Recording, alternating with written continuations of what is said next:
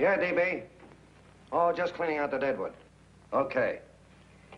Look, Mr. Cannell, I just can't afford to be without work right now, not even for a day. I've got a mother and 2 kid sisters. More good luck telegrams.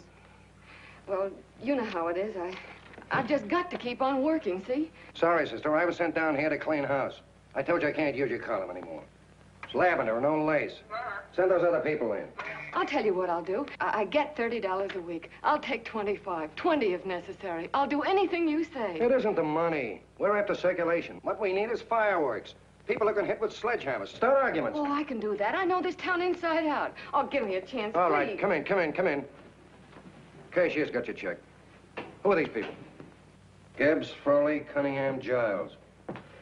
Hey, your sister. Don't forget to get out your last column before you pick up your check.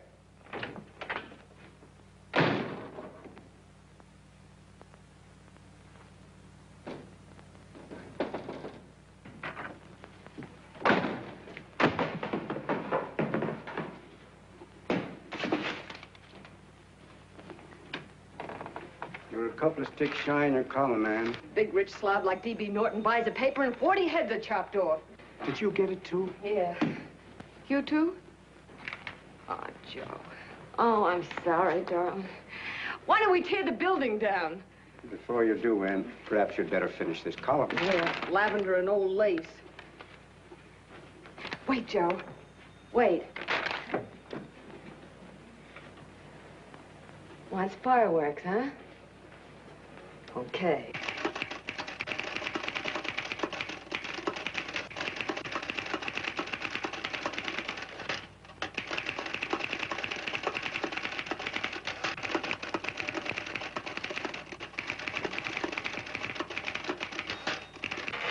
Here.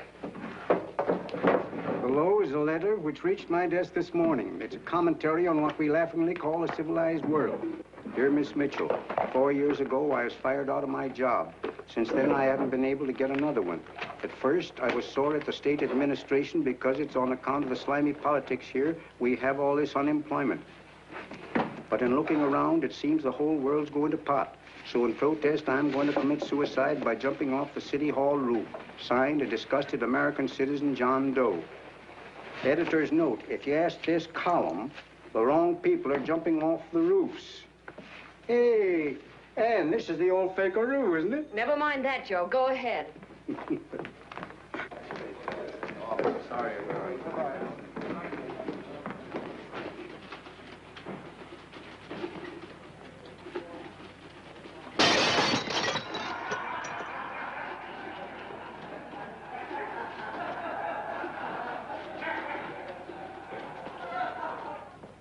And it's because of the slimy politics that we have all this unemployment here.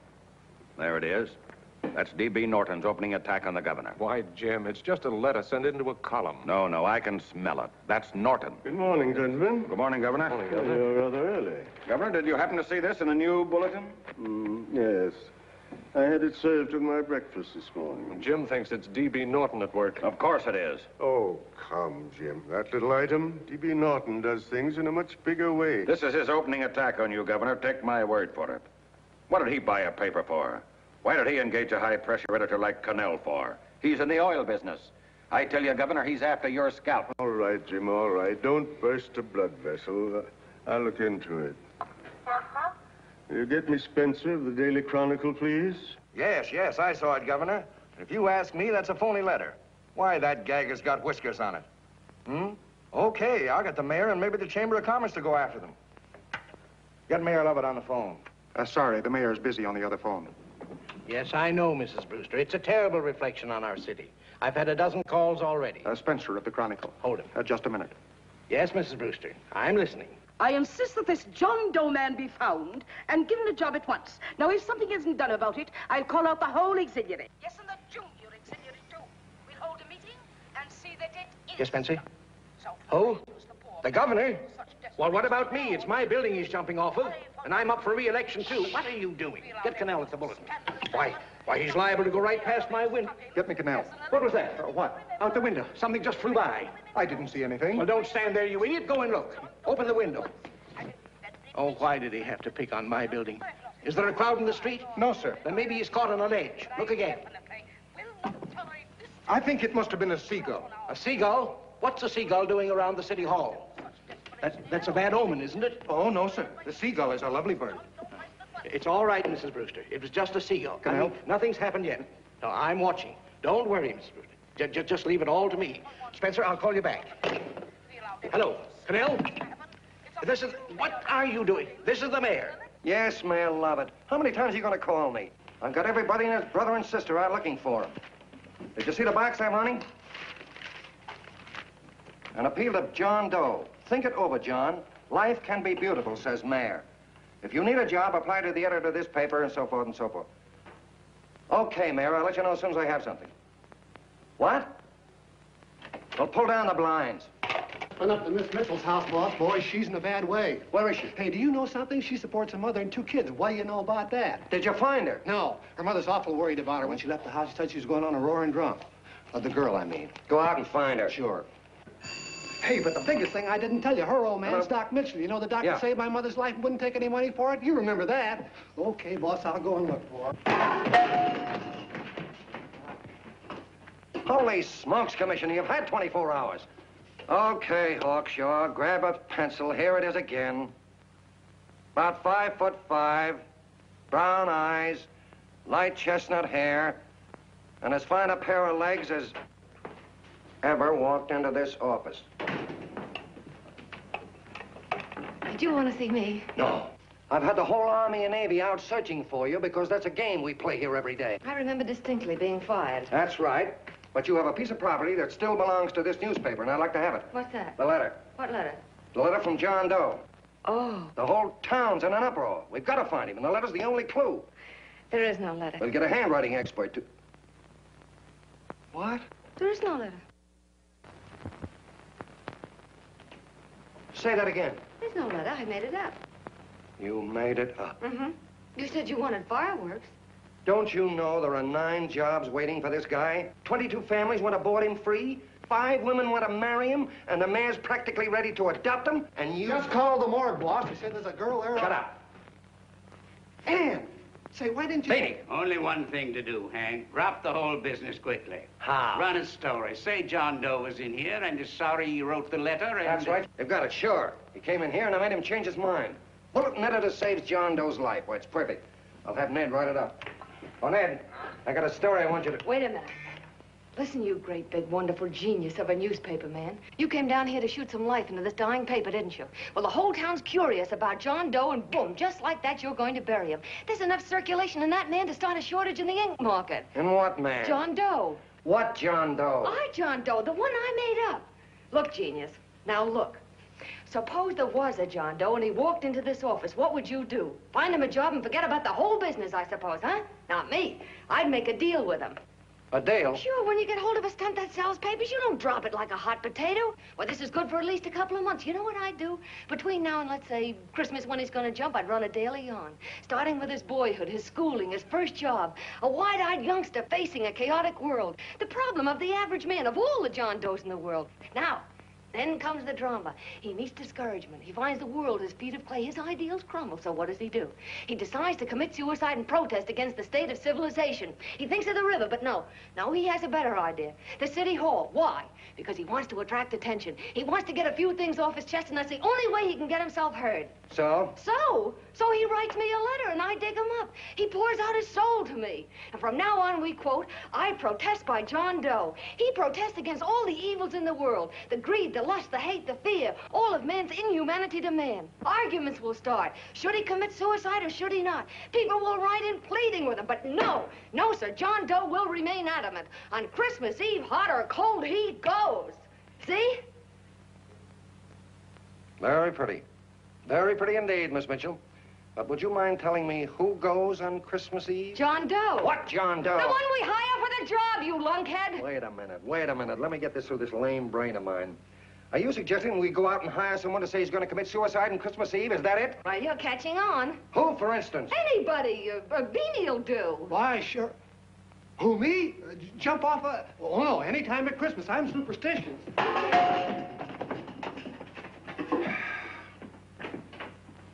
Miss Mitchell, do me a favor. Will you go on out and get married and have a lot of babies, but stay out of newspaper business. Better get that story in, Hank. It's getting late. You're supposed to be a smart guy. If it was raining $100 bills, you'd be out looking for a dime you lost someplace. Holy smokes, wasting my time listening to this mad woman. Look, Chief, look at the Chronicle. It's running on John Doe. They say it's a fake. Why, the no good, the John Doe story amateur journalism. It's palpably phony. It's a wonder anyone is taking it serious. What do you think of those guys? That's fine. That's fine. Now fall right into their laps. Go ahead. Say John Doe walked in and called the whole thing off. You know what that's going to sound like on top of this. That's all, Ned. Thank you. All right. Amateur journalism, huh? Why, that bunch of sophomores. I can teach them more about... Hey, boss, get a load of this. What? Look. What do they want? They all say they wrote the John Doe letter. Oh, they all wrote the letter. Tell them all to wait. Look, Mr. Cannell, one of those men is your John Doe. They're desperate and will do anything for a cup of coffee. Pick one out and you can make the Chronicle eat their words. I'm beginning to like this. If you ask me, Hank, you're playing around with dynamite. No. The gal's right. We can't let the Chronicle get the laugh on us. We've got to produce a John Doe now. Amateur journalism, huh? I'll show those guys. Sure, and there's no reason for them to find out the truth either, because naturally, I won't say anything. Okay, sister, you get your job back. Plus a bonus. What bonus? Oh, the bonus of $1,000 the Chronicle was going to pay me for this little document. You'll find it says, I, Ann Mitchell, hereby certify that the John Doe letter was created by me. I can read. Sorry. You think this is worth $1,000, do you? Oh, the Chronicle would consider it dirt cheap. Packs everything, including a gun. Okay, sister, you got yourself a deal. Now let's take a look at the candidates. The one we pick has got to be the typical average man. Typical American who can keep his mouth shut. Show me an American who can keep his mouth shut and I'll eat him. Okay, Beanie, bring him in one at a time.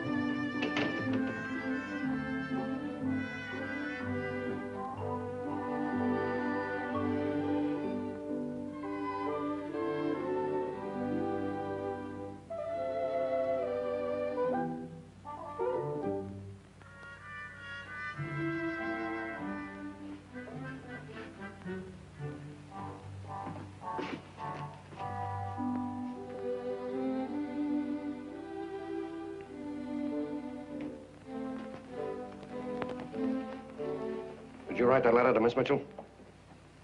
No, I didn't. What are you doing up here, then? Well, the paper says there were some jobs around loose. Thought there might be one left over. Had any schooling? Yeah, a little. What do you do when you work? I used to pitch. Baseball? Yeah, till the wing went bad. Where'd you play? Bush leagues, mostly. How about family? Got any family? No. Oh, just traveling through, huh? Yeah, me and a friend of mine. He's outside. Looks all right. Oh, it's perfect, a baseball player. What could be more American? Wish he had a family, though. Be less complicated without a family. Look at that face, it's wonderful. They'll believe him. Come on. What's your name? Willoughby. John Willoughby. Long John Willoughby, they called me in baseball.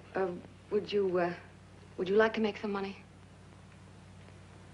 Yeah, maybe. Would you be willing to say you wrote that letter and stick by it?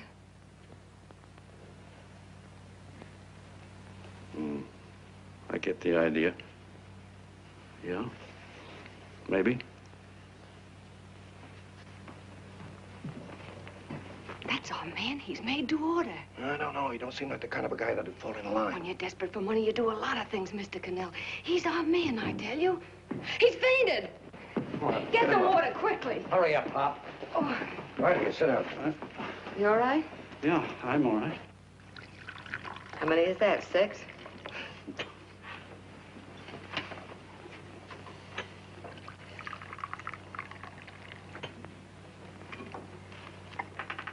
Pretty hungry, weren't you?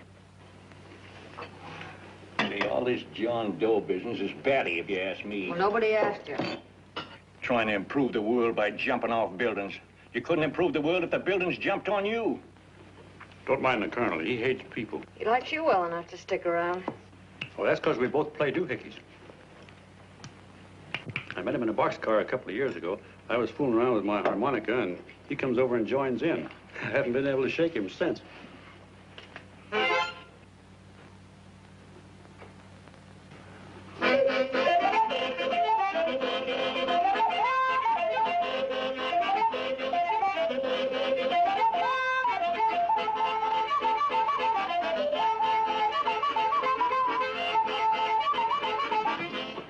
All right, boys, here he is. No, no, no. You can't take pictures of him like that, eating a sandwich and with a beard. But he's going to jump off a building. Yes, but not because he's out of a job. That's not news. This man's going to jump as a matter of principle. Well, maybe you're right. We'll clean him up and put him in a hotel room under bodyguards. We'll make a mystery out of him. Did you speak to Mr. Norton? Thinks it's terrific. Says for us to go the limit. Wants us to build a bonfire under every big shot in the state. Oh, swell. Is that the contract? Yeah. What's he doing here? Friend of his. They play duets together. Duets? But can we trust him? Oh. I trust him.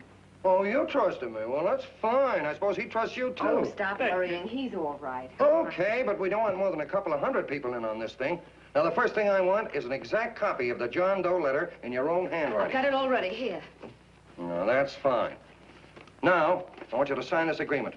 It gives us an exclusive story under your name, day by day, from now until Christmas. On December 26th, you get one railroad ticket out of town. And the bulletin agrees to pay to have your arm fixed. That's what you want, isn't it? Yeah, but it's got to be by Bonesetter Brown. Okay, Bonesetter Brown goes. Here, sign it. Meanwhile, here's $50 of spending money. That's fine. Beanie? Yes, boss. Take charge of him. Get him a suite at the Imperial and hire some bodyguards. He had some new clothes, Beanie. Think we better have him deloused? Yeah. Both of them? Yes, both of them, but don't let them out of your sight. Hey, Beanie. Gray suit, huh? Yeah. Okay, fellas.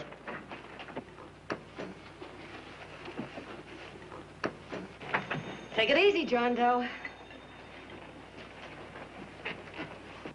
And you start pounding that typewriter. Oh, boy, this is terrific. No responsibilities on our part, just statements from John Doe, and we can blast our heads off. Before you pop too many buttons, don't forget to make out that check for $1,000.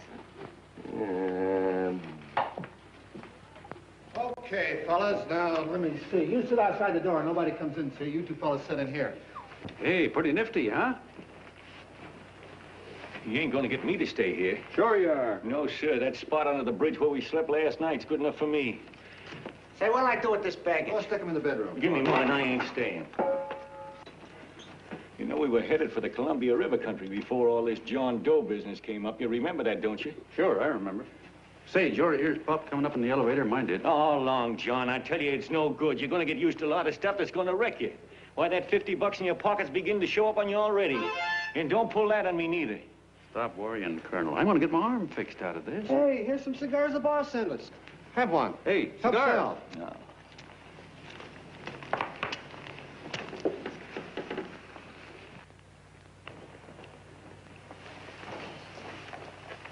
Say, I'll bet you even the major leaguers don't rate an outfit like this. Here, make yourself comfortable. Paper? I don't read no papers, and I don't listen to radios either. I know the world's been shaped by a drunken barber, and I don't have to read it. I've seen guys like you go under before. Guys that never had a worry.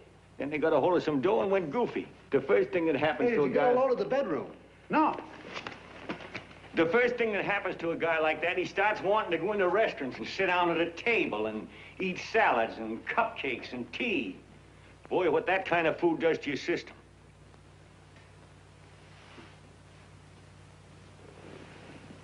The next thing the dope wants is a room. Yes, sir, a room with steam heat and curtains and rugs. And before you know it, he's all softened up and he can't sleep unless he has a bed. Hey, stop worrying, Colonel. $50 ain't gonna ruin me. I've seen plenty of fellas start out with $50 and wind up with a bank account. Hey, what's the matter with the bank account anyway? And let me tell you, Long John, when you become a guy with a bank account, they got you. Yes, sir, they got you. Who's got him? The helots. Who? Hey, there's the City Hall tower I was supposed to jump off of. It's even higher than this. Who's got him? The helots. Woo! Hey, wait a minute! You're not supposed to jump till Christmas Eve. Do you want to get me in a jam? If it's gonna get you in the jam, we'll do you a favor. I won't jump. And when they got you, you got no more chance than a road rabbit. Hey, who'd you say was going to get him? Say, is this one of those places where you ring if you want something? Yeah, just use the phone. Boy, I've always wanted to do this. Hey, Doc, look. Look, Doc. Give me that again, will you? Who's going to get him? The helots. Who are they? Listen, sucker, you ever been broke? Sure, mostly often. All right. You're walking along. Not a nickel in your jeans. You're free as the wind. Nobody bothers you.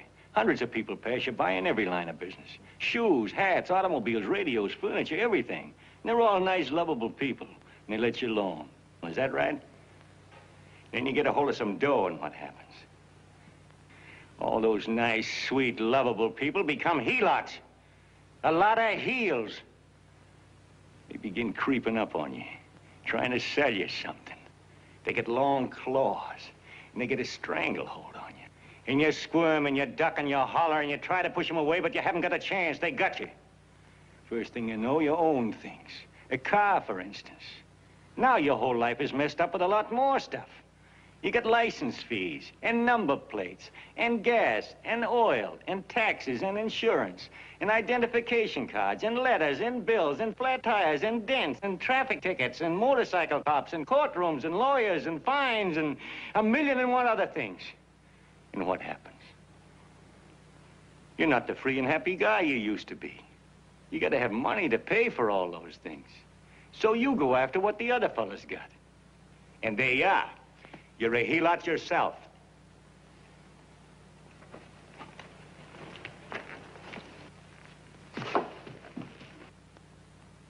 You win, Colonel. Here, take the 50. Go out and get rid of it. You bet I will, just as fast as I can. I'm gonna get some canned goods, a fishing rod, and the rest I'm gonna give away. Give away? Hey, get me a pitcher's glove. I gotta get some practice.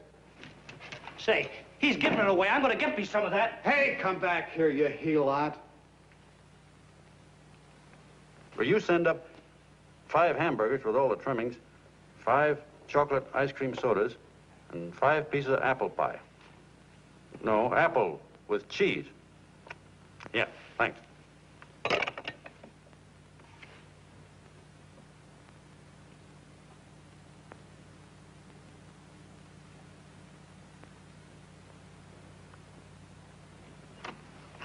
Hello there.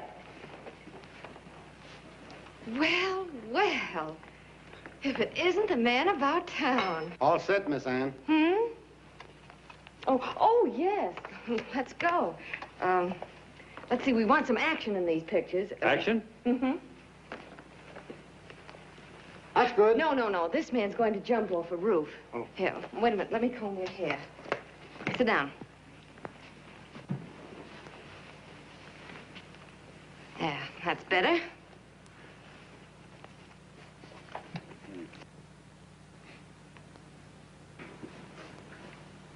You know, he's got a nice face, hasn't he? Yeah, he's pretty. Here, sit down. Quiet, egghead. All right, now a serious expression. Can't, I'm feeling too good. Oh, come on now. This is serious. You're a man disgusted with all of civilization. With all of it? Yes, you're sore at the world. Come on now. Oh, crabby guy, huh? Yeah. No, no. No, no. No, look. You don't have to smell the world.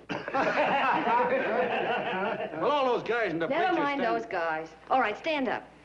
Now, let's see what you look like when you protest. Against what? Against anything, just protest. You got me. Oh, look, I'm the umpire, and you just cut the heart of the plate with your fast one, and I called it a ball. What would you do? Oh, you did, huh? Yeah. Why can't you call him right, you boneheaded... Grab it, Eddie, grab it!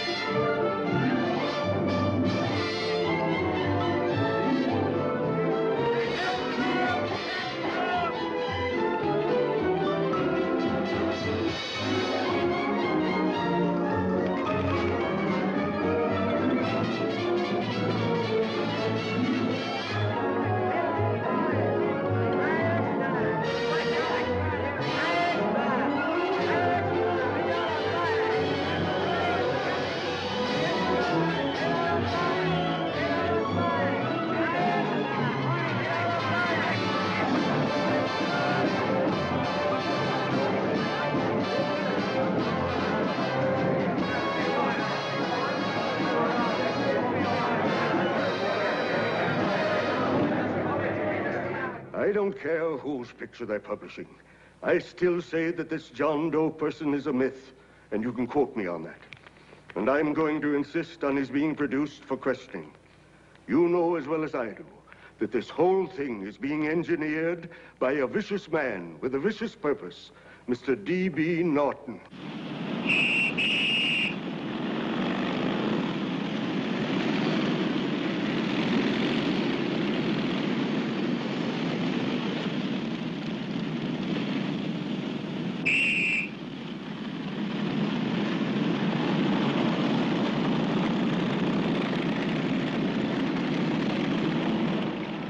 And Miss Mitchell are at the house, sir. Oh, they are? All right, come on. Personally, I think it's just plain stupidity to drop it. Now, you should see his fan mail, thousands. Why, it's going over like a house afire. What are you afraid of, Canelo? It's doubled our circulation. Yeah, but it's got everybody sore. Ads are being pulled. The governor's starting a libel suit. What's more, they all know John Doe's a phony, and they insist on seeing Well, what about it? Let them see him. We'll go on one better. They can also hear him. You own a radio station, Mr. Norton. Why not put him on the air? Watch out for this damn DB. She'll drive you batty. Oh, Look, we can't let him get to this Bush League pitcher and start pumping him. Good night. Now, tell him what that screwball might do. I walk in yesterday, here he is, standing on a table with a fishing pole, fly casting. Take my advice and get him out of town before this thing explodes in our faces. If you do, Mr. Norton, you're just as much of a dumb cluck as he is. Excuse me. No, you got yourself a meal ticket and you hate to Sure, let go. it's a meal ticket for me, I admit it, but it's also a windfall for somebody like Mr. Norton who's trying to crash national politics. That's what you bought the newspaper for, isn't it? You want to reach a lot of people, don't you? Well, put John Doe in the air and you can reach 130 million of them. He can say anything he wants and they'll listen to him. All right, we'll forget the governor and the mayor and all the small fry like that. This can arouse national interest. If he made a hit around here, he can do it every place else in the country. And you'll be pulling the strings, Mr. Norton. Go down to the office and arrange for some radio time. What, DB, you're not going to I want it as soon as possible. Okay. I just came in to get warm myself. Come on, let's go. Don't you go. I want to talk to you.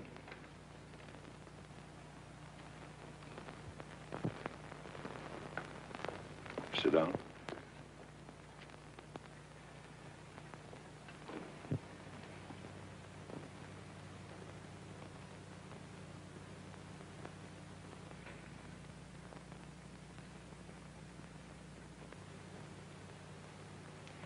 Hey, this John Doe idea was yours, huh? Yes, sir.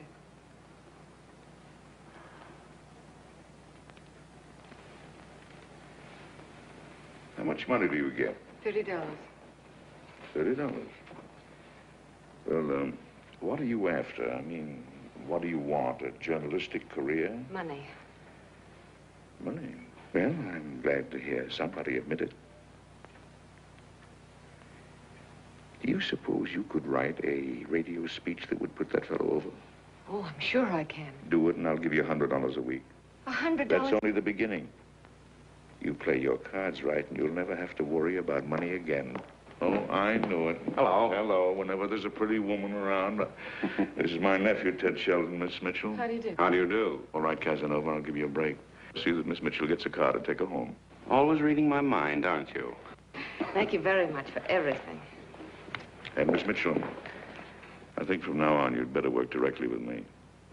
Yes, sir.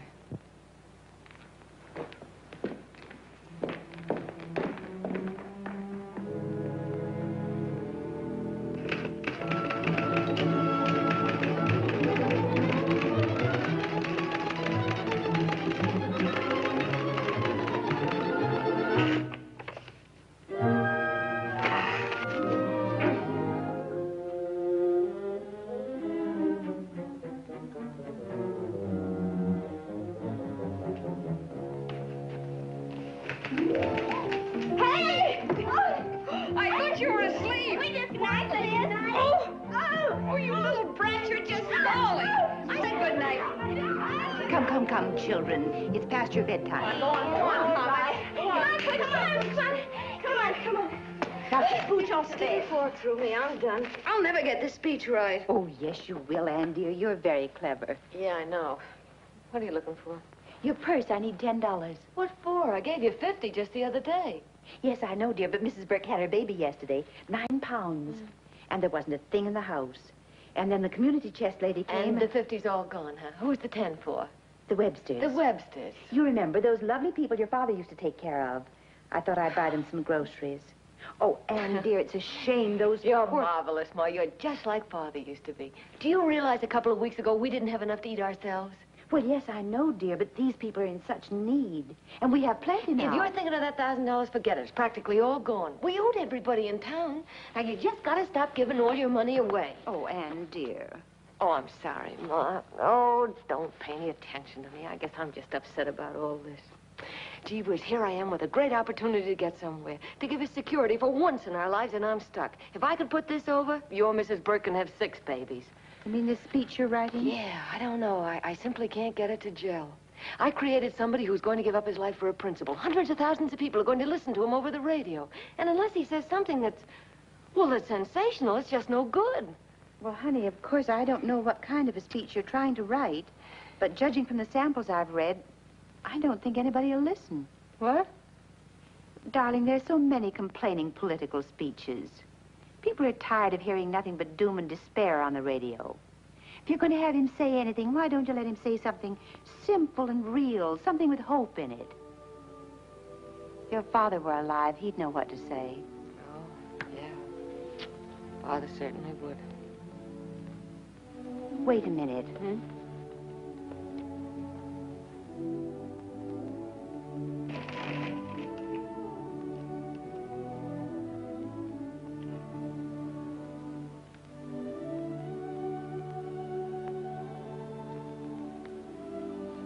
That's your father's diary, Anne. Father's... I never knew he had a diary. There's enough in it for 100 speeches. Things people ought to hear nowadays. You'll be careful of it, won't you, dear? It's always helped to keep your father alive for me. You bet I will, Ma. Wait a minute. John Doe don't want to sign no autographs. Well, what does he do all day? What does he do all day? He's writing out his memories. Sorry, lady, you can't see Mr. Doe. He wants to be alone. No, he just sits around all day and commutes with himself.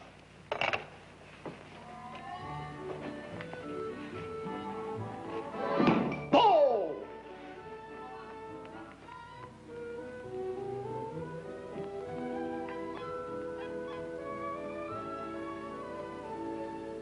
I don't know how you're going to stand it around here till after Christmas. I'll bet you ain't heard a train whistle in 2 weeks.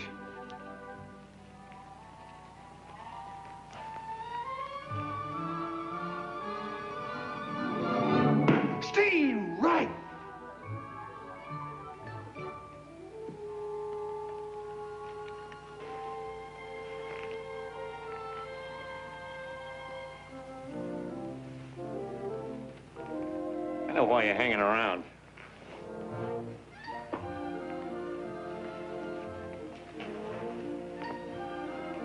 You're stuck on the girl.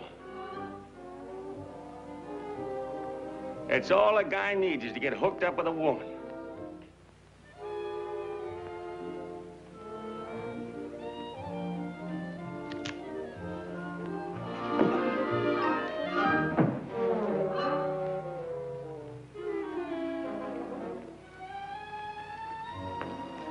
What was that, a single? First baseman dropped the ball. Butterfingers. Tough luck, pal.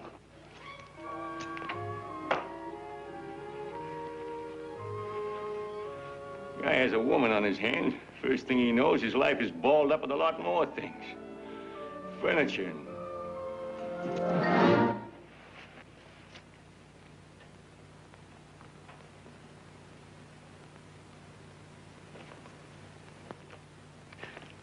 Did you get him?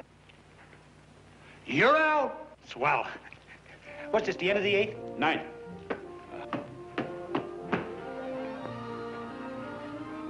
Hey, Beanie, there's a couple of mugs from the Chronicle snooping around out here. Huh. Come on, Angel Face. Gangway. What's the score, Angel Face? 3-2, off paper. Gee, that's great.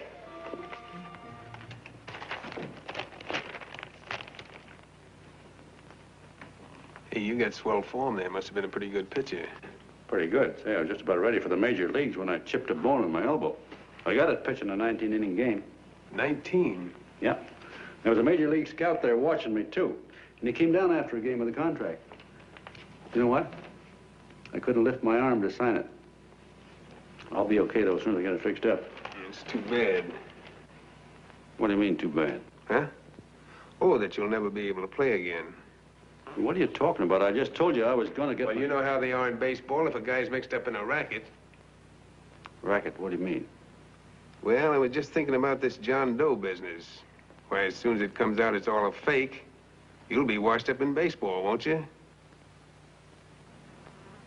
Yeah.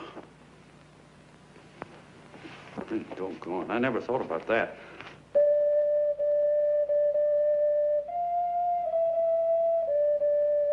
Gosh. And another thing, what about all the kids in the country? The kids that idolize ball players. What are they going to think about you? Yeah. Hey, Colonel. Did you hear that? I gotta figure some way out of this thing. Elevators are still running. I know one way you can do it. How? Well, when you get up there on the radio, all you have to do is to say the whole thing's a frame-up. Make you a hero sure as you're born. Yeah, but how am I going to get my arm fixed? Well, that's a cinch. I know somebody who'll give you $5,000 just to get up on the radio and tell the truth. $5,000? Yeah, $5,000, and he gets it right away. You don't have to wait till Christmas. Look out, Long John. They're closing in on you. Say, who's putting up this dough? Fellow runs the Chronicle. Here's the speech you make, and it's all written out for you. $5,000. Holy mackerel, I can see the helots coming, the whole army of them. It's on the level.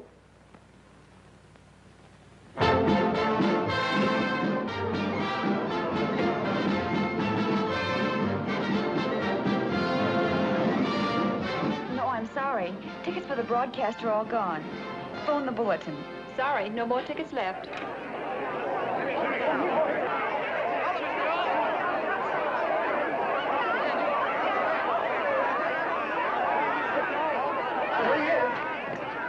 Hello, John. All set for the big night? Swell. Turn around. One moment. Now stand still. Huh? Mr. Doe. Hold it. Big smile, Mr. Doe. That's right. Okay, Jeannie, that's all. Take stand him here. now. Come on, let's Now, look, John, here's the speech. It's in caps and double-spaced. You won't have any trouble reading it. Not nervous, are you? No. Of course not. He wouldn't be. Who? John Doe, the one in there. Hey, don't let your knees rattle. It picks up on the mic. Oh, Beanie, you needn't be nervous, John. All you have to remember is to be sincere. Pick up that phone, Miss Mitchell. It's for you. Okay. Hello? Yes, Mother.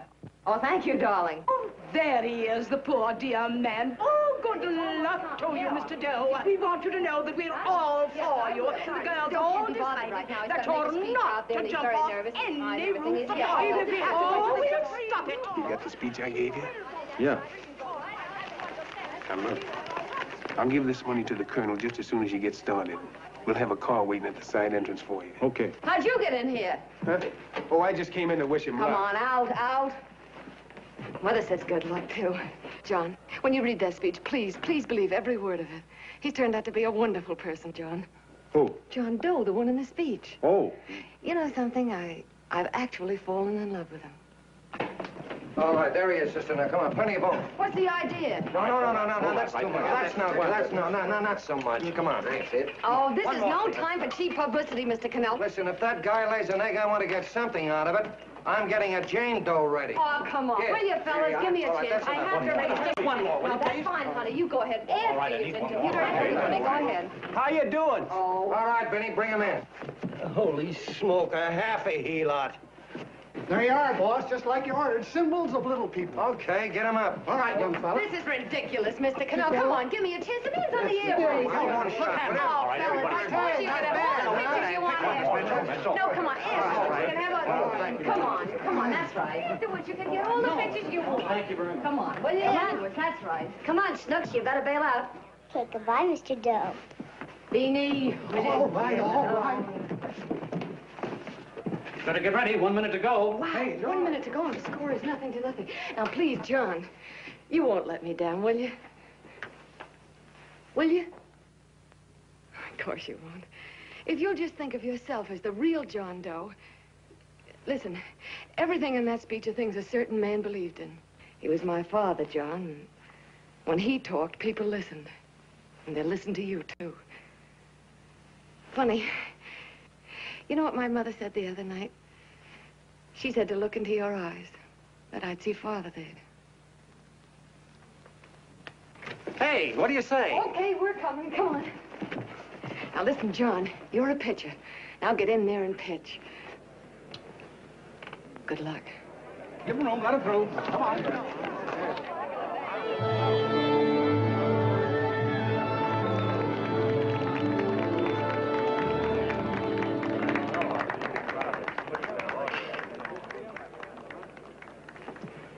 Hey, let's get out of here. There's the door right there. Hey, what are you doing here? That's what I'd like to know. Come on, out. Hey, he's a friend of mine. Never mind, let him alone. He's all right. I'll be right over there pulling for you. No, John, over here.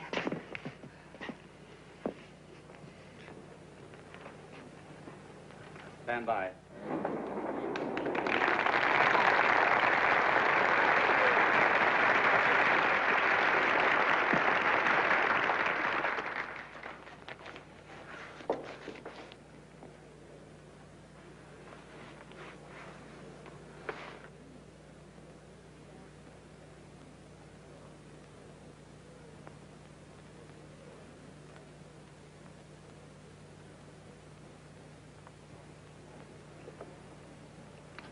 Phone the Chronicle. Tell them to start getting those extras out.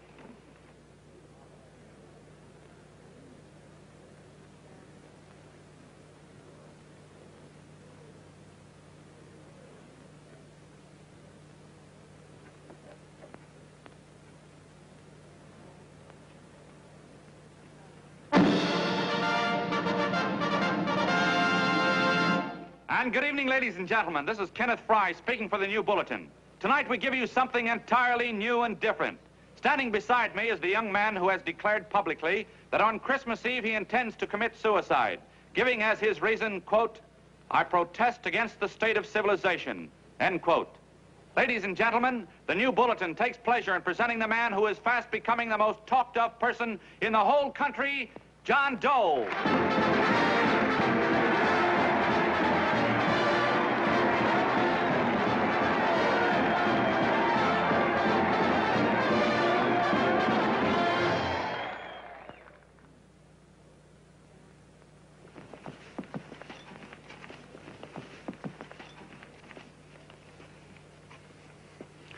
Ladies and gentlemen,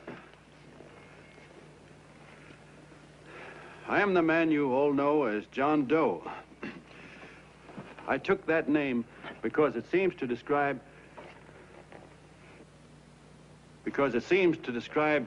the average man. And that's me. And that's me. Well, it was me before I said I was going to jump off the city hall roof at midnight on Christmas Eve. Now I guess I'm not average anymore. Now I'm getting all sorts of attention. From big shots, too. We've been double-crossed. The mayor and the governor, for instance. They don't like those articles I've been writing. You're an imposter, young fellow. That's a pack of lies you're telling. Who wrote that speech for you?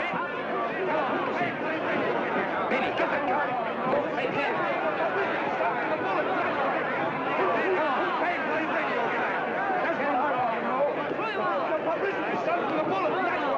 Spencer. Ladies and gentlemen, the disturbance you just heard was caused by someone in the audience who tried to heckle Mr. Doe. The speech will continue.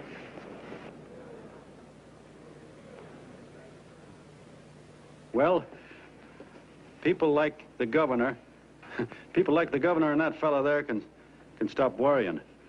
I'm not going to talk about them. I'm going to talk about us, the average guys, the John Does. If anybody should ask you what the average John Doe is like, you couldn't tell him because he's a million and one things. He's Mr. Big and Mr. Small. He's simple and he's wise. He's inherently honest, but he's got a streak of larceny in his heart.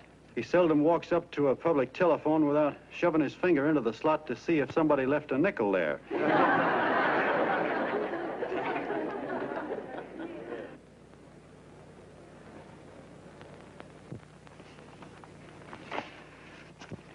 He's the man the ads are written for. He's the feller everybody sells things to. He's Joe Dokes, the world's greatest stooge and the world's greatest strength.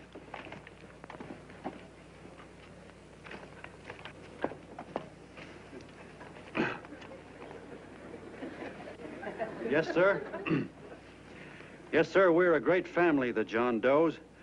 We are the meek who are supposed to inherit the earth.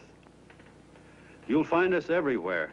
We raise the crops, we dig the mines, work the factories, keep the books, fly the planes, and drive the buses. And when a cop yells, "Stand back there, you," he means us, the John Does. What kind of a speech is that? Didn't you read it?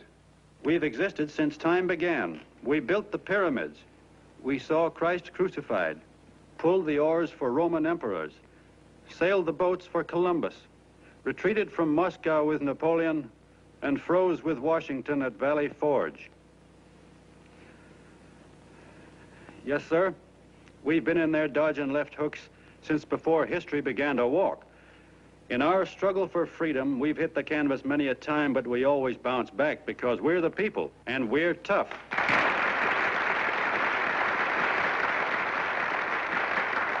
They've started a lot of talk about free people going soft, that we can't take it. That's a lot of hooey. A free people can beat the world at anything, from war to tiddlywinks, if we all pull in the same direction.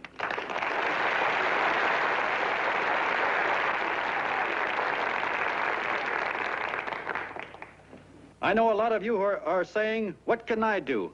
I'm just a little punk. I don't count." Well, you're dead wrong. The little punks have always counted, because in the long run, the character of a country is the sum total of the character of its little punks.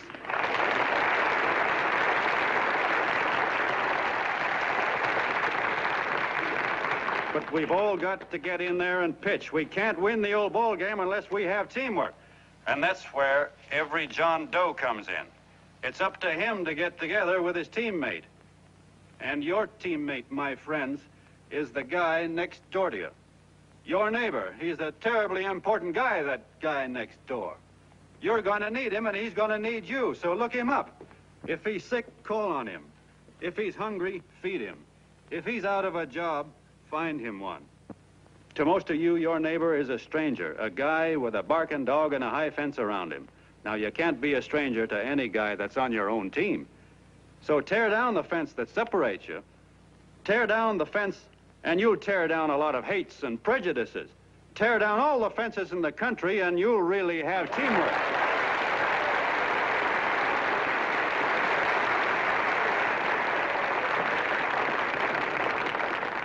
I know a lot of you are saying to yourselves, he's asking for a miracle to happen. He's expecting people to change all of a sudden. Well, you're wrong. It's no miracle. It's no miracle because I see it happen once every year. And so do you. At Christmas time. There's something swell about the spirit of Christmas, to see what it does to people, all kinds of people. Now, why can't that spirit, that same warm Christmas spirit, last the whole year round? Gosh, if it ever did, if each and every John Doe would make that spirit last 365 days out of the year, we'd develop such a strength, we'd create such a tidal wave of goodwill that no human force could stand against it. Yes, sir, my friends. The meek can only inherit the earth when the John Does start loving their neighbors. You better start right now. Don't wait till the game is called on account of darkness. Wake up, John Doe. You're the hope of the world.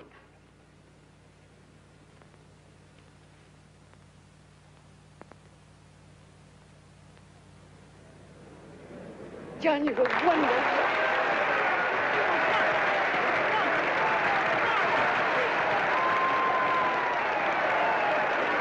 Let's get out of here. Now you're talking.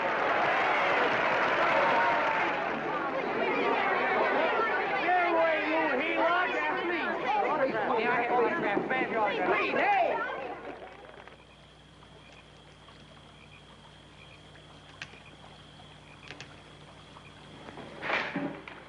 I knew you'd wake up sooner or later.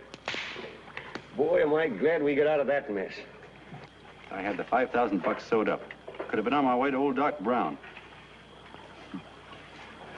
You're a pitcher, John, she says. Now, go in there and pitch. What a sucker. Yeah, she's a heel-lot just like the rest of them. It's lucky you got away from her. What was I doing up there making a speech anyway? Me, huh? Geez, the more I think about it, the more I could... Tear down all the fences. Why, if you tore one picket off of your neighbor's fence, he'd sue you. 5,000 bucks, had it right in my hand. What do you mean he ran away? We'll go after him, find him. That man is terrific.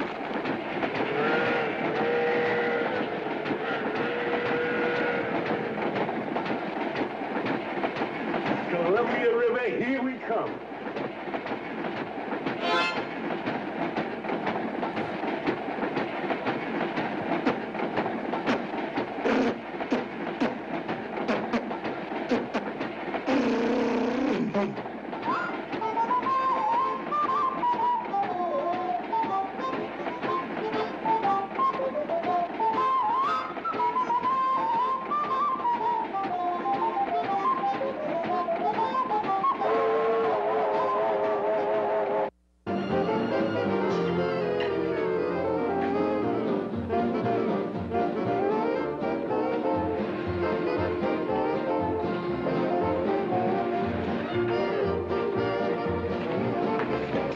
Jitterbugs.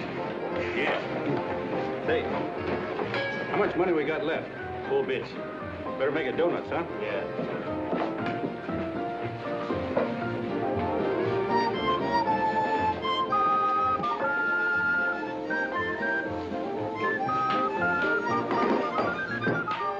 What'll it be, gents? Have you got a couple of steaks about that big and about that thick? Yeah, with hash brown potatoes and tomatoes and apple pie and ice cream and coffee. And donuts, I know. Hey, Ma, Seekers, a pair. Seekers, a pair, coming up. Glad he took the tea out of there.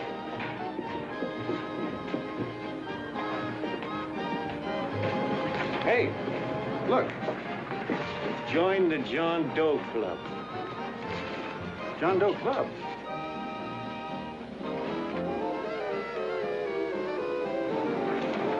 Uh-oh. You John Doe? Who? John Doe. Ah, you need glasses, buddy. Oh, but Jay, it's a spitting image of John Doe. Yeah, but his name is Willoughby. I'm John Willoughby. I'm a baseball player. Sure. Oh, no, I'd know that voice anyway. You can't kid me. You John Doe. Hey, Ma! Ma! That's John Doe. John Doe. Yeah, sitting right there, big as life. Who'd you say it was? John Doe, the big guy there. Pictures in the paper. That's John Guy. John Doe. John Doe. Sitting right there, John Doe. Hey, operator, Dan's Beanery. Look, call everybody in town. John Doe was just in my place. Yeah, he ordered donuts.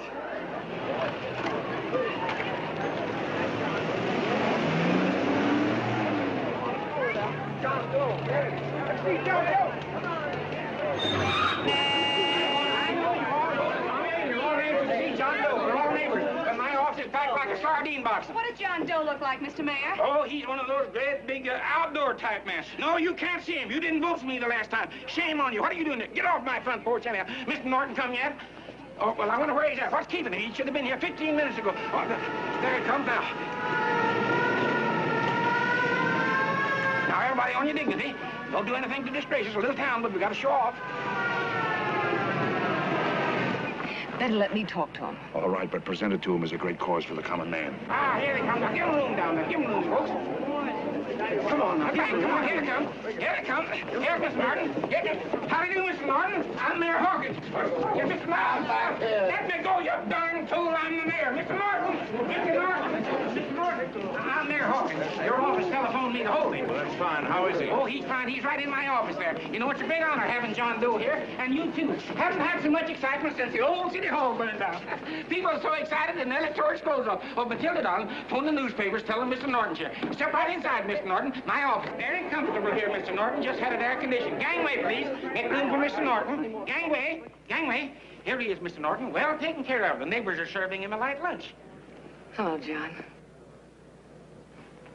Well, Mr. Mayor, if you don't mind, we'd like to talk to him alone. Why, certainly, certainly. All right, everybody. Clear out. Everybody, quickly now. Come on. Come on. Come on. That's it. All right. Don't argue with me here. Wait till we get home. Don't you push me around like that. Even though I'm your wife, you can't push me around. Look, Mr. Norton, I think you got a lot of nerve having those people hold us here. There's nobody holding you here, Mr. Doe. It's only natural that there's nobody holding us here. Let's get going. Incidentally, my name isn't Doe. It's Willoughby. Look, John, something terribly important's happened. They're forming John Doe clubs. We know of 8 already, and they say that there's John Doe clubs? What for? To carry out the principles you talked about in your radio speech. I don't care what they're forming. I'm on my way, and I don't like the idea of being stopped either. Oh, but you don't know how big this thing is. You should see the thousands of telegrams we've received and what they're saying about you. Look, it started as a circulation stunt, didn't it? Well, you got your circulation. Now, why don't you let me alone? Oh, it started as a circulation stunt, but it isn't anymore. Mr. Norton wants to get back of it and sponsor John Doe clubs all over the country. He wants to send you on a lecture tour. Me? Uh-huh. Well, certainly. With your ability to influence people, it might grow into a glorious movement. Say, let's get something straight here. I don't want any part of this thing. If you got an idea I'm going around lecturing to people, why, you're crazy. Baseball's my racket, and I'm sticking to it. Come on, Colonel, let's get out of here. John, please, please. I just got rid of one crowd. Oh, but please, Mr. Mayor, tell him the John Doe Club wants to talk to him. Let them in, Mr. Mayor. Let them come in. Okay, folks, but remember your manners. No stampeding. Walk slow, like you do when you come to pay your taxes.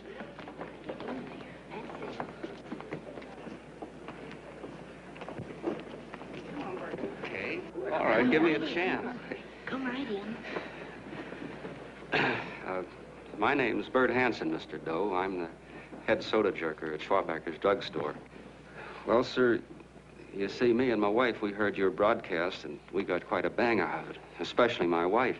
Kept me up half the night saying, that man's right, honey. The trouble with the world is nobody gives a hoot about his neighbor. That's why everybody in town's sore and cranky at each other. And I kept saying, well, that's fine, but how's a guy gonna go around loving the kind of neighbors we got? Old Sourpuss, for instance. You see, Sourpuss Smithers is a guy lives all alone next door to us. He's a cranky old man and runs a second-hand furniture store. We haven't spoken to him for years. I always figured he was an ornery old gent that hated the world because he was always slamming his garage door and playing the radio so loud he kept half the neighbors up. Well, anyway, the next morning I'm out watering the lawn and I look over and there's Sourpuss on the other side of the hedge straightening out a dent in his fender. And my wife yells to me out the window. She says, go on, speak to him, Bert. And I figured, well, heck, I can't lose anything, so I yelled over to him, good morning, Mr. Smithers. He went right on pounding his fender. Was I burned? So I turned around to give my wife a dirty look, and She said, louder, louder, he didn't hear you. So in a voice you could have heard in the next county, I yelled, good morning, Mr. Smithers. Well, sir, you could have knocked me over with a feather. Old Sourpuss turned around, surprised-like, and he put on a big smile, came over and took my hand like an old lodge brother, and he said, good morning, Hanson. I've been wanting to talk to you for years, only I thought you didn't like me. And then he started chatting away like a happy little kid, and he got so excited his eyes all... Well, Mr. Doe, before we got through, I found out Smithers is a swell egg, only he's pretty deaf, and that accounts for all the noises. And he says it's a shame how little we know about our neighbors. And then he got an idea, and he said, how's about inviting everybody someplace where we can all get together and know each other a little better? Well, I'm feeling so good by this time, I'm ripe for anything. So Smithers goes around the neighborhood inviting everybody to a meeting at the schoolhouse, and I tell everybody that comes in the store, including Mr. Schwarbecker, my boss. I'm talking too much. Well, I'll be doggone if for 40 people don't show up. Of course, none of us knew what to do, but we sure got a kick out of seeing how glad everybody was just to say hello to one another. Tell him about making Sourpuss chairman. Oh, yeah, we made Sourpuss chairman and decided to call ourselves the John Doe Club. And say, incidentally, this is my wife. Come here, honey. This is my wife, Mr. Doe. How do you do, Mr. Doe? Sourpuss is here, too. Oh, is he? This is Sourpuss, or excuse me, Mr. Smithers, Mr. Doe. That's all right. If you didn't call me Sourpuss, it wouldn't feel natural.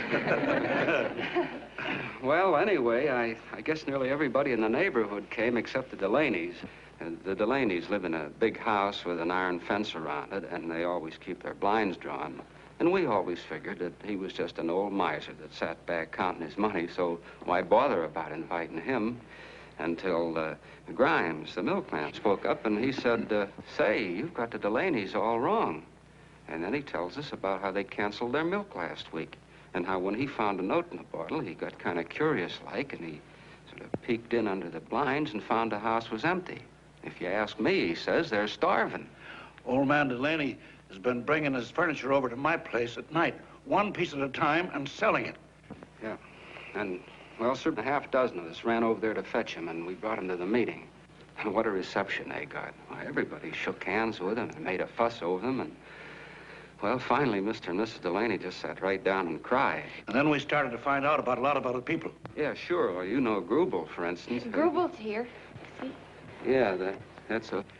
Of course, you don't know Grubel, but he's a man that everybody figured was the worst no-account in the neighborhood because he was living like a hermit, and nobody would have anything to do with him. That isn't until Murphy, the postman, told us the truth. Why, Grubel, he says, he lives out of garbage cans because he won't take charity, because it'd ruin his self-respect, he says. Just like you said on the radio, Mr. Doe. Well, sir, about a dozen families got together and gave Grubel a job watering their lawns. Isn't that wonderful? And then we found jobs for 6 other people, and they've all gone off relief. Yeah, and my boss, Mr. Schwarbecker, made a job in his warehouse for old man Delaney. And he gave you that $5 raise. Yeah, wasn't that swell? Why, Bert, I feel slighted. I'd like to join, but nobody asked me. I'm sorry, Mayor, but we voted that no politician could join. Just the John Does of the neighborhood, because you know how politicians are. Well, the reason we wanted to tell you this, Mr. Doe, was just to give you an idea of what you started. And from where I'm sitting, I don't see any sense in you jumping off any building. No. Well, thank you for listening. Goodbye, Mr. Doe. You're a wonderful man, and it strikes me you can be mighty useful walking around for a while. Goodbye, Mr. Doe. Goodbye, Mr. Doe.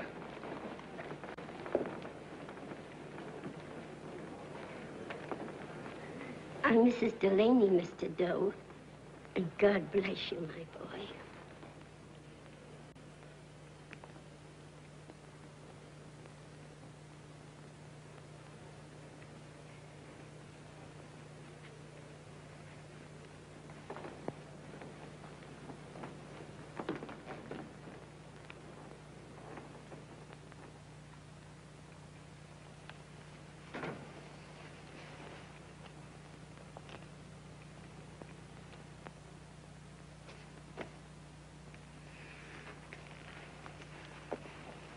Gee whiz, I'm all mixed up. I don't get it. Look, all those swell people think I'm going to jump off a building or something. I never had any such idea. Gosh. The fellow'd have to be a mighty fine example himself to go around telling other people how to... Say, look, what happened the other night was on account of Miss Mitchell here. She wrote the stuff.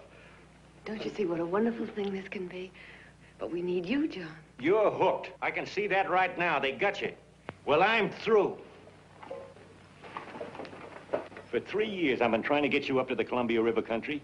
First, it was your glass arm. Then it was the radio. And now it's the John Doe clubs. Well, I ain't waiting another minute. Gangway, you helots. Hey, Colonel, wait a minute. Hey, Colonel! I want you personally to go along with John Doe and Miss Mitchell and handle the press and the radio. Me? Yes, I don't want to take any chances. And Johnson. Yes, Stevie? Your crew will do the mop-up job. They'll follow John Doe into every town, see that the clubs are properly organized and the charters issued. Right. There are only 8 flags up there now. I want to see that map covered before we get through.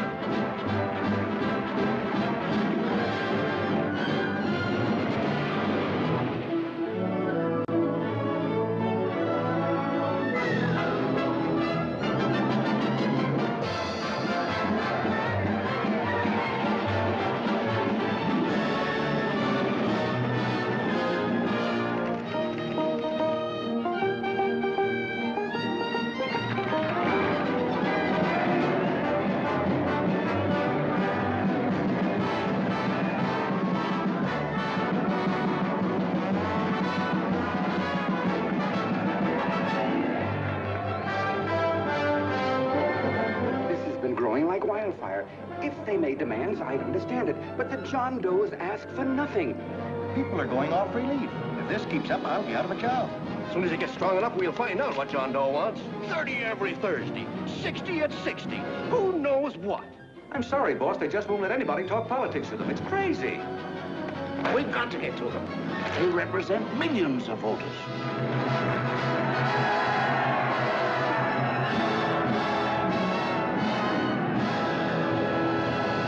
I tell you, ladies and gentlemen, this thing has been nothing short of a prairie fire. We've received so many applications for charters to the John Doe clubs, we haven't been able to take care of them. I'd hate to have that many pins stuck in me. This John Doe convention is a natural. It's going to put our city on the map. Why, over 2,400 John Doe clubs are sending delegates. Can you imagine that? You, Mr. Mayor, will be the official host. You will make the arrangements for decorating the city, parades, and a reception for John Doe when he gets home. And don't wear your high hat. No high hat? No high hat. And from you, Cannell, I want a special John Doe edition every day until the convention is over. And now, if you will, please step into the outer office and look your prettiest because there are photographers there to take pictures of this committee. Don't worry, D.B. Everything will be taken care of. Isn't it all too wonderful? Gather down here tonight, school now, get a nice picture of you. Oh, Mr. Mayor, would you step down in front row, please? You ladies get close to him, that's it. Well, I don't get it. Get what? Look, D.B., I'm supposed to know my way around. This John Doe movement has cost you a fortune. Now, this convention is going to cost plenty. Well? Well, I'm stuck with 2 and 2, and I'm a sucker if I can make 4 out of it. Where do you come in? I'll have the satisfaction of knowing that my money has been spent for a worthy cause. I see. I better stick to running the paper, huh? I think maybe you better had. And Cannell, I'd like to have the John Doe contract, all the receipts for the money we advanced him, and the letter Miss Mitchell wrote, for which I gave her $1,000. Yes, sure.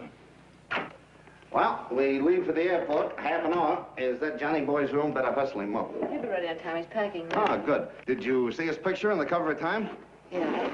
I gotta give you credit, Annie girl. I've handled a good many big promotions in my time. Everything from a World's Fair to a channel swimmer. But this one has certainly got me spinning. And now a John Doe convention. Wow. Say, if you could only get him to jump off the City Hall roof on Christmas Eve, I'd guarantee you 500,000 people there. Charlie. Hmm? What do you make of him? Oh, Johnny boy? Well, I don't know what angle you want, but I'll give it to you quick. Number one, he's got great yokel appeal, but he's a nice guy. Number two, he's beginning to believe he really wrote that original suicide letter that you made up. Number three, he thinks that you're Joan of Arc or something. Yeah, I know. Number four, well, you know what number four is. He's nuts about you. Yeah, it's running out of his ears. You left out number 5. We're all heels, me especially. Holy smoke. Come in.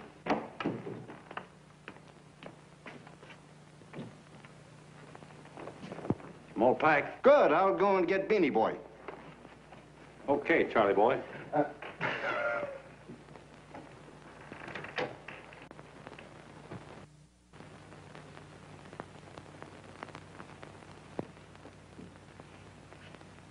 Can I help you pack? No, thank you.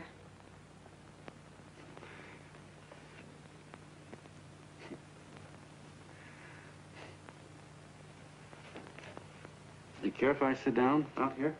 No.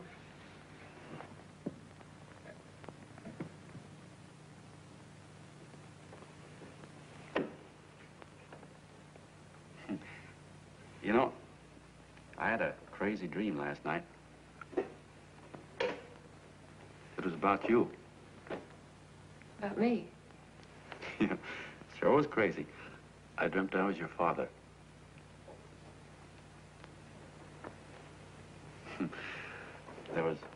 There was something I was trying to stop you from doing. So I got up out of bed, and I walked right through the wall here, right straight into your room. You know how dreams are. And there you were in bed. But you're a little girl, you know, about 10. And very pretty, too. So I shook you, and the moment you opened your eyes, you hopped out of bed and started running like the devil in your nightgown. You ran right out the window there, and you ran out over the tops of buildings and roofs and everything for miles. And I was chasing you. And all the time you were running, you kept growing bigger and bigger and bigger, and pretty soon you were as big as you are now, you know, grown up. And all the time I kept asking myself, what am I chasing her for? And I didn't know. Isn't that a hot one? Well, anyway, you ran into some place, and then I ran in after you, and when I got there, there you were, getting married. And the nightgown had changed into a beautiful wedding gown. You sure look pretty, too. And then I knew what it was I was trying to stop you from doing. Dreams are sure crazy, aren't they? Well, would you like to know who it was you were marrying? Oh, a tall, handsome Ubangi, I suppose. No, not that bad. It was that fellow that sends you flowers every day. Yeah, what's his name? Mr. Norton's nephew? Ted Sheldon. Yeah, that's the one. But here's the funniest part of it all. I was the fellow up there doing the marrying, you know, the justice of peace or something. You were? I thought you were chasing me. Well, yes, I was, but I was your father then, you see. But the real me, John Doe, or that is, Long John Willoughby, I was the fellow up there with the book. You know what I mean? I guess so. Then what happened? Well, I took you across my knee and I started spanking you. That is, I didn't do it. I mean, I did do it, but it wasn't me, you see. I was your father then. Well, I held you across my knee and I said, Annie, I won't allow you to marry a man that's just rich or that has his secretary send you flowers. The man you marry has got to swim rivers for you. He's got to climb high mountains for you. He's got to slay dragons for you. He's got to perform wonderful deeds for you. Yes, sir. And all the time, the guy up there, you know, with the book, me, just stood there nodding his head. And he said, go to it, Pop. Whack her one from me, because that's just the way I feel about it, too. So he said, come on down here and whack her yourself. So I came down on her, and I whacked you a good one, see? And he whacked you. And I whacked you another one. We both started whacking you like... Well, if you're through whacking her, come on, let's get going. Okay, fellas, right in here. You go out the side entrance, there's a bunch of autograph seekers out front. We'll be down with the bags in a minute. Come on, don't make a government project out of this. Hi, Benny. When's our plane take off again? Couple of minutes.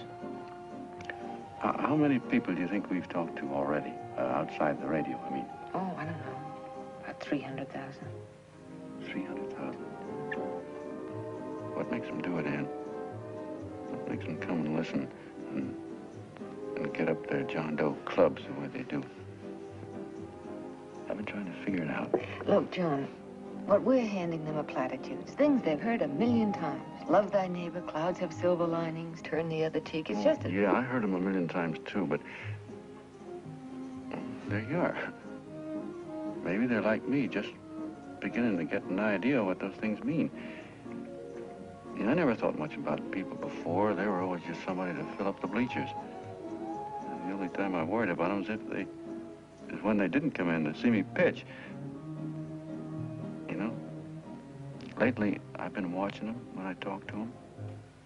I could see something in their faces. I could feel that they were hungry for something. You know what I mean? Maybe that's why they came. Maybe they're just lonely and wanted somebody to say hello to. I know how they feel. I've been lonely and hungry for something practically all my life.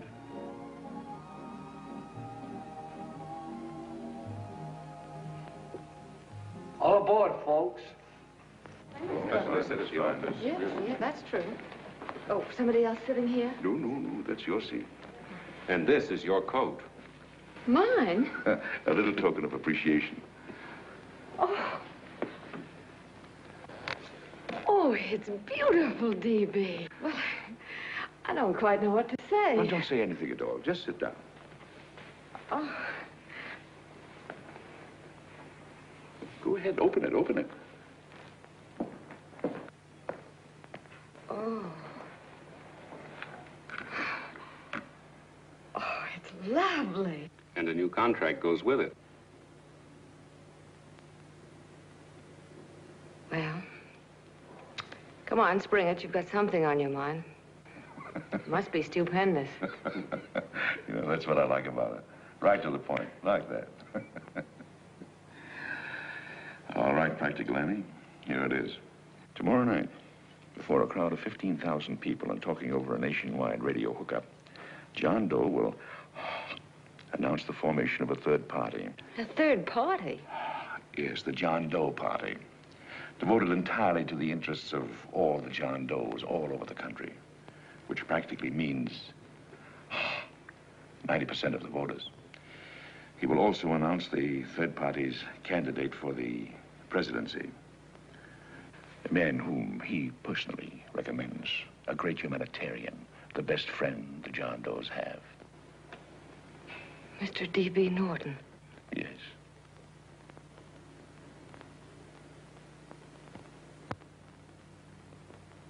Wow.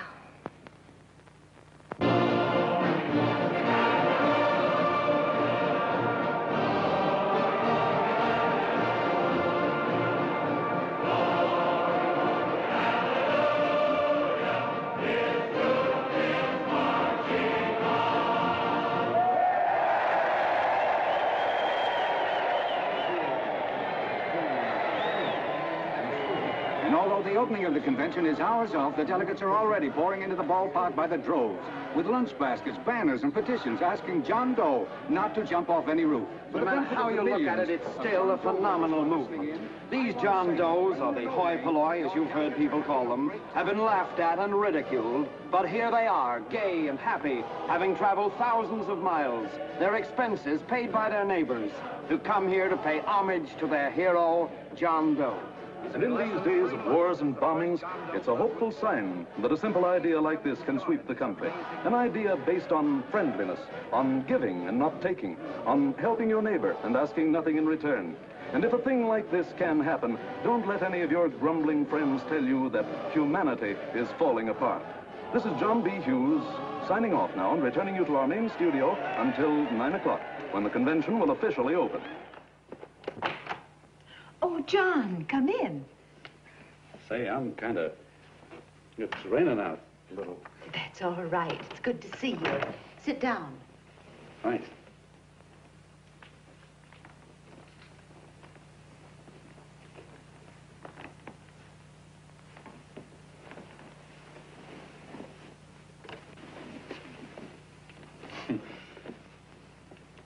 It's for Anne. Oh, how nice. Thank you very much. Flowers. I'm terribly sorry she isn't here. She isn't?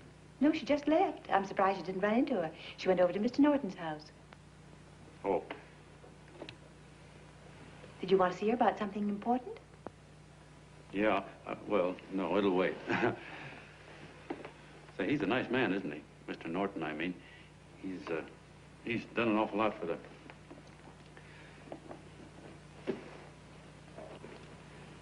Well, say, my coat's pretty wet. I'm afraid I might have wet the couch a little.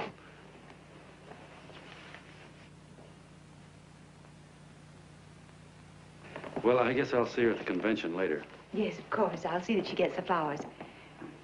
Thanks. Good night, Mrs. Mitchell. Good night, John.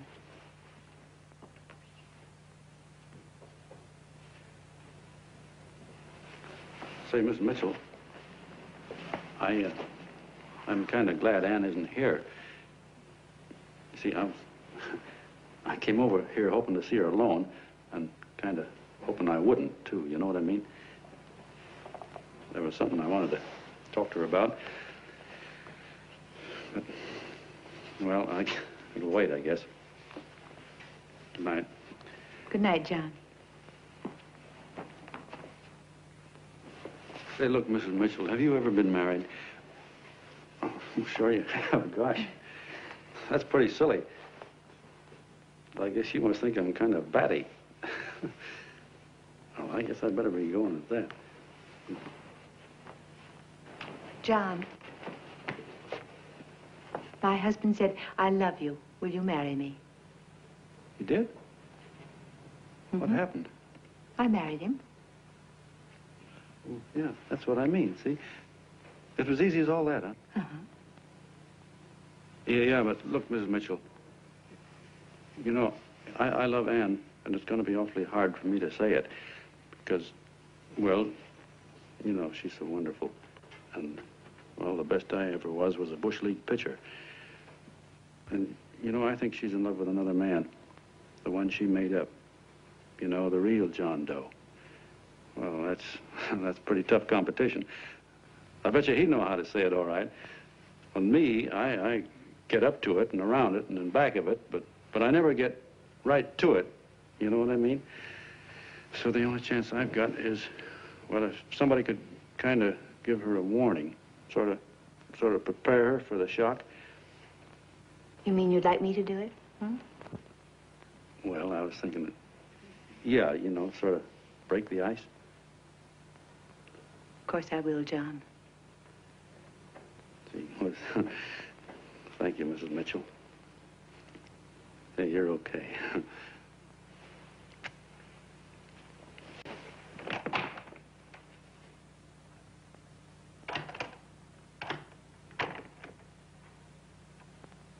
This John Doe meeting is going to be one of the biggest things that ever happened. Why, they're coming from all over. Trains, boxcars, wagons. Look out! Hello, bodyguards. Hey, had your dinner yet? Well, Jeff? Oh, that's all right. Well, look, no, go ahead and have your dinner. Wait a minute, John.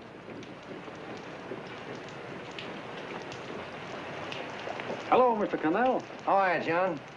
John, I want to have a little talk with you. What's the matter? Are you falling? Come on. Hey, boss. Oh, quiet. Say, tell me something. Did you read the speech you're going to make tonight?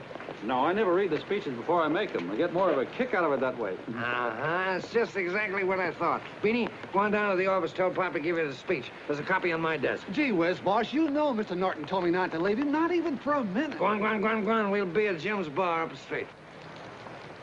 You're a nice guy, John. I like you. You're gentle. I always like gentle people.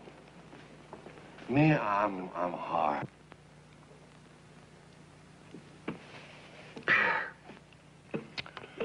Yep. Yep, I'm hard. But you want to know something? I've got a weakness. Never guess that, would you? Well, I have. Want to know this? Star-Spangled Banner. Screw you, huh? Well, maybe it is, but play the Star-Spangled Banner. I'm a sucker for it. Always gets me right here. Know what I mean? Yeah, it gets me right back here. Oh, back there, huh? Well, every man to his own taste. You weren't old enough. You weren't old enough for the World War, were you, Jim? No, of course not. No, you must have been just kidding. I was. I was just ripe and raring to go. You know what my old man did when I joined up? He joined up, too. Got to be a sergeant. And here's a kick for you. We were in the same outfit. Funny, huh? Hmm?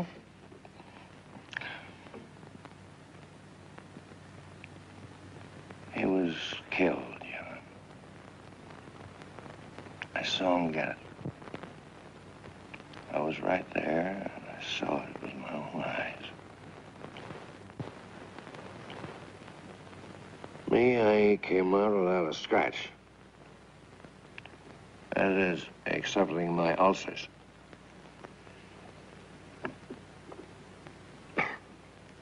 I should be drinking milk, you know. This stuff is poison. Hey, Tubby. Yes, Mr. Canal? What do you say, huh? All right. Yep, I'm a sucker for this country. I'm a sucker for the Star-Spangled Banner, and I'm a sucker for this country. I like what we got here. I like it. A guy can say what he wants and do what he wants without having a bayonet shoved through his belly. And that's all right, isn't it? You betcha. Yeah. And we don't want anybody coming around changing that, do we? No, sir. No, sir. And when they do, I get mad. I get boiling mad. And right now, John, I'm sizzling. I get mad for a lot of other guys besides myself. I get mad for a guy named Washington, and a guy named Jefferson, and Lincoln. Lighthouses, John. Lighthouses in a foggy world. You know what I mean? Yeah, you bet. Listen, pal. This fifth column stuff is pretty rotten, isn't it? Yeah, it certainly is. And you'd feel like an awful sucker if you found yourself marching right in the middle of it, wouldn't you? You. Because you wouldn't know it because you're gentle. But that's what you're doing. You're mixed up with a skunk, my boy. A no-good, dangerous skunk. Say, you're not talking about Mr. Norton, are you? I'm not talking about his grandfather's pet poodle. You must be wrong, Mr. Cannell. Because he's been marvelous about the John Doe clubs. Yeah? Say, you're sold on this John Doe idea, aren't you? Sure. Yes, sir. I don't blame you. So am I. It's a beautiful miracle. A miracle that can only happen right here in the good old USA. And I think it's terrific. What do you think of that? Me, hard-boiled Cannell, and I think it's plenty terrific. All right. Now, supposing a certain unmentionable worm whose initials are DB was trying to use that to shove his way into the White House so he could put the screws on, so he could turn out the lights in those lighthouses. What would you say about that, huh? Nobody's going to do that, Mr. Cannell. They can't use the John Doe clubs for politics. That's the main idea. Is that so? Then what's a big political boss like Hammer doing in town? And a labor leader like Bennett? And a lot of other big shots are up at DB's house right now. Wolves, John. Wolves. Waiting to cut up the John Does. Wait till you get a gander at the speech you're going to make tonight. You're all wet. Miss Mitchell writes those speeches. Nobody can make her write that kind of stuff. They can't, huh? Who do you think writes them? My Aunt Emma? I know she writes them. And gets a big bonus for doing them, too. A mink coat and a diamond bracelet. Don't write them. Why, that gold-grabbing dame would double-cross her own mother for a handful of Chinese yams. Shut up. If you weren't drunk, I'd... Hey, boss. Here's the speech, boss. Hey, go on and read it, John, and then start sucking. Hey, wait a minute, Mr. Doe. Tubby? Yes, sir. Better bring me a glass of milk. I'm smoking too much. Yes, Charlie? Got everything all set? Fine. John Doe been taken care of? Good. How many people do you think will be there? 15,000? Oh, my, that's fine. Now, listen, Charlie. As soon as John Doe stops talking about me, I want you to start that demonstration. And make it a big one, you understand? Don't worry about that, DB. My boys are there. They'll take care of it. What? Yes, I'll be there 15 minutes after I get your call. Why, Mr. Doe. Where are they? In the dining room, sir.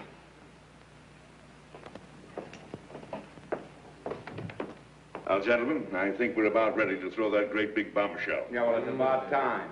Even a conservative estimate shows that we can count on anywhere between 10 and 20 million John Doe votes. Now, add to that the labor vote that Mr. Bennett will throw in, and the votes controlled by Mr. Hammett and the rest of you gentlemen in your own territories, and nothing can stop us. As I said before, I'm with you, providing you can guarantee the John Doe vote. Don't worry about that. You can count on me on one condition. Little Bennett's got to be taken care of. Didn't I tell you that everybody in this room would be taken care of? My agreement with you gentlemen stands. I'm with you, DB, but I still think it's a very daring thing we're attempting. These are daring times, Mr. Barrington. We're coming to a new order of things. There's too much talk been going on in this country. Too many concessions have been made. What the American people need is an iron hand. You're right. That's true. You're quite right, DB. Discipline. Right. And now, may I offer a little toast to Miss Ann Mitchell, the brilliant and beautiful lady who is responsible for all this. Miss Mitchell. Mr. Norton, I'd like to talk to you alone for a minute. Oh, Miss Mitchell has something to say to us. Let's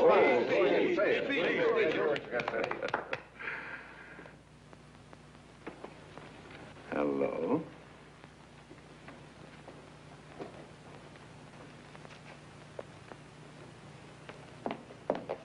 John, I'm so glad to see you. I was terribly worried. Did you write this? Yes, I did, John, but I had no idea what was going on. You didn't? No. That's a swell bracelet you're wearing. John, why aren't you at the convention?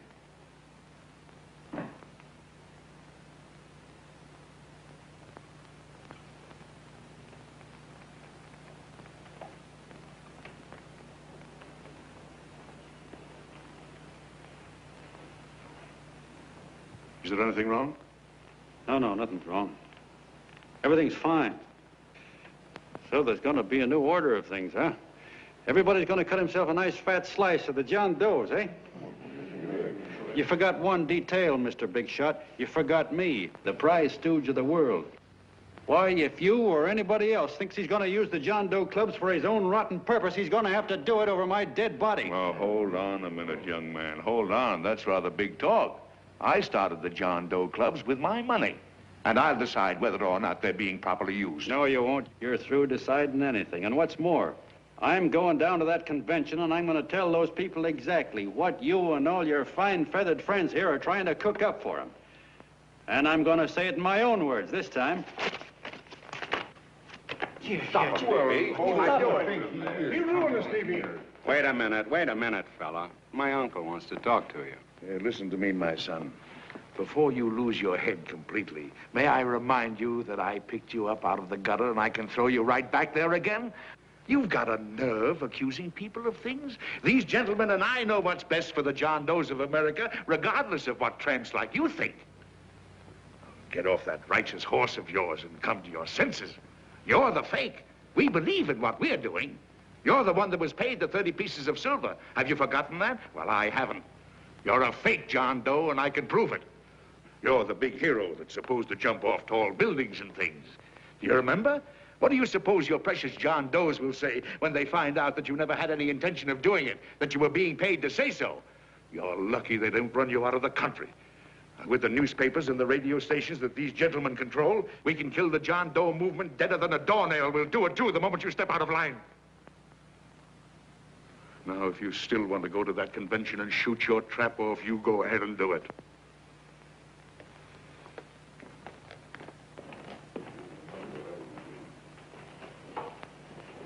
You mean to tell me you'd try to kill the John Doe movement if you can't use it to get what you want? You bet your bottom dollar we would.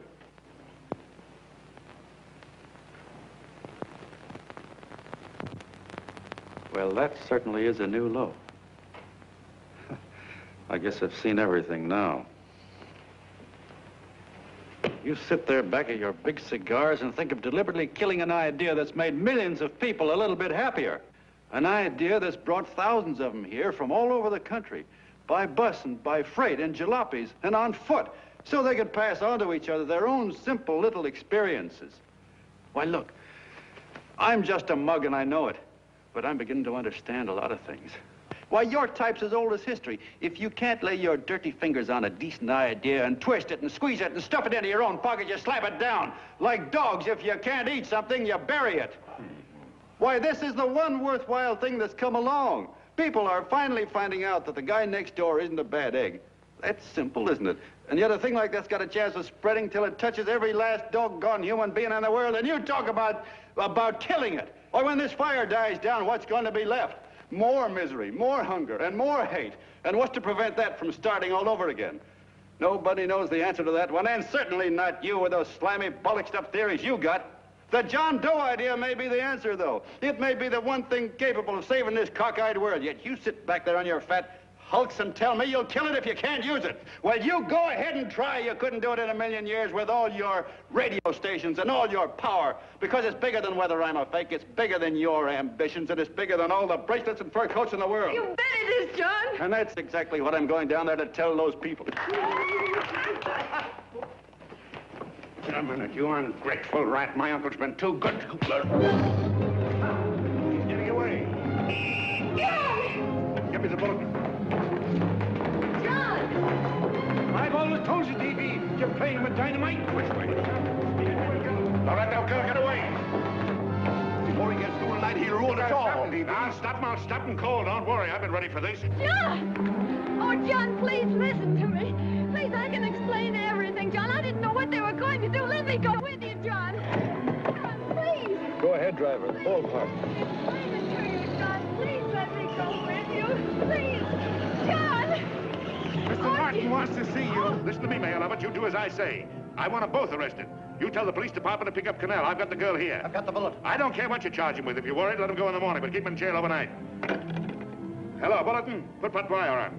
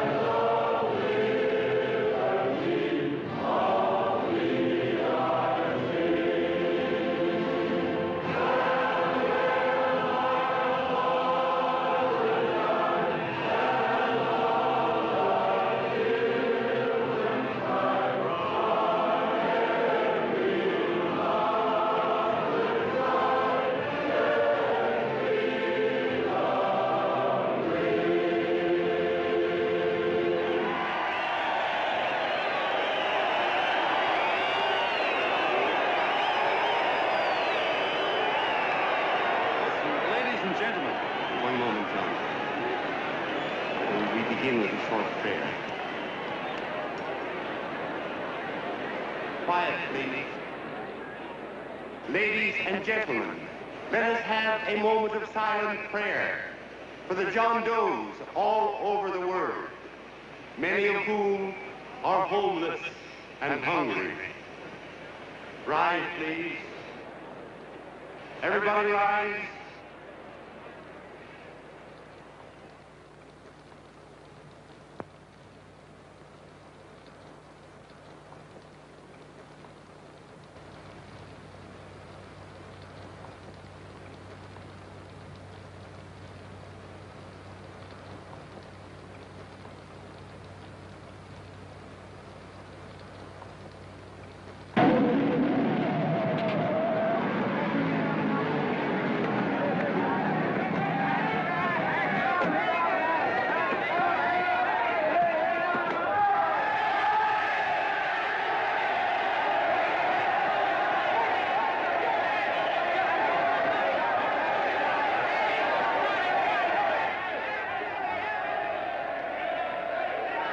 Newsboys.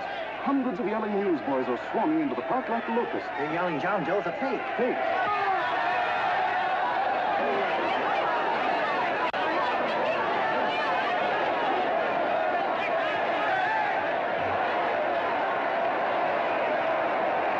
Federal investigation urged by Chamber of Commerce. How could he be a fake? It must be some kind of a gag. Oh, what? A gag. A gag.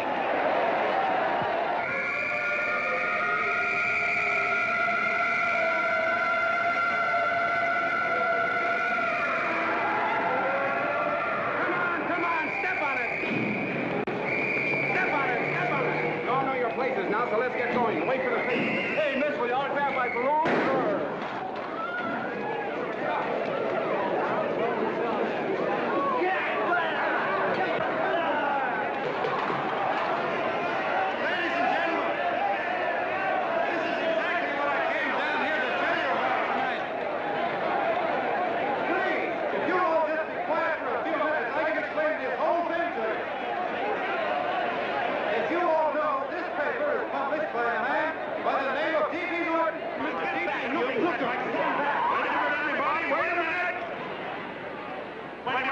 Gentlemen, my name is T.B. Norton. You all know me. I accuse this man of being a faker. We've been taken for a lot of suckers, and I'm the biggest of the lot.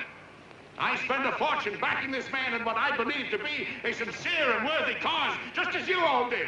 And now I find out it's nothing but a cheap racket cooked up by him and two of my employees for the sole purpose of collecting dues from John Does all over the country. That's a lie. It's not a lie. Nickels and dimes to stuff into their own pockets. You can read all about it in the newspapers there. That's a lie. Listen, Yeah, ladies and gentlemen, don't believe what... This man had no intention of jumping off the top of a building. He was paid to say so. Do you deny that? That's got nothing to do with it. Were you paid for it or weren't you? Yes, I was paid, but there And happened... what about the suicide note? You didn't write that either. What difference Did you write it or didn't you? No, I didn't write it. Now, you bet your life you didn't. You look in your papers, ladies and gentlemen, and you'll find Miss Mitchell's signed confession that she was the one who wrote it. Listen, folks, it's a fact that I didn't write the letter. There, you see, he admits it. You're a fake John Doe. For what you have done to all these good people, they ought to run you out of the country. And I hope they do it.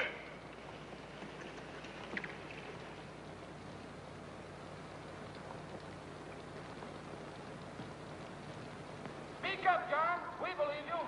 Please, listen, folks. Now that he's through shooting over his face, I've got a couple of things to tell you about. Come on, the rest of you get in here and riot. Break this crowd up. Come on. I'm sorry, folks, but we can't hear them anymore. Something's gone wrong with the loudspeakers. John Doe's a fake! Boo! They can't hear me. This thing's not working. Ladies and gentlemen.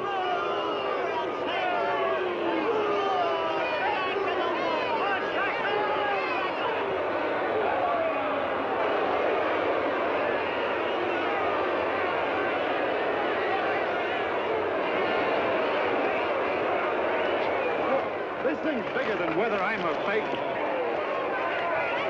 Look, Kirk, you believe me, don't you? Sure.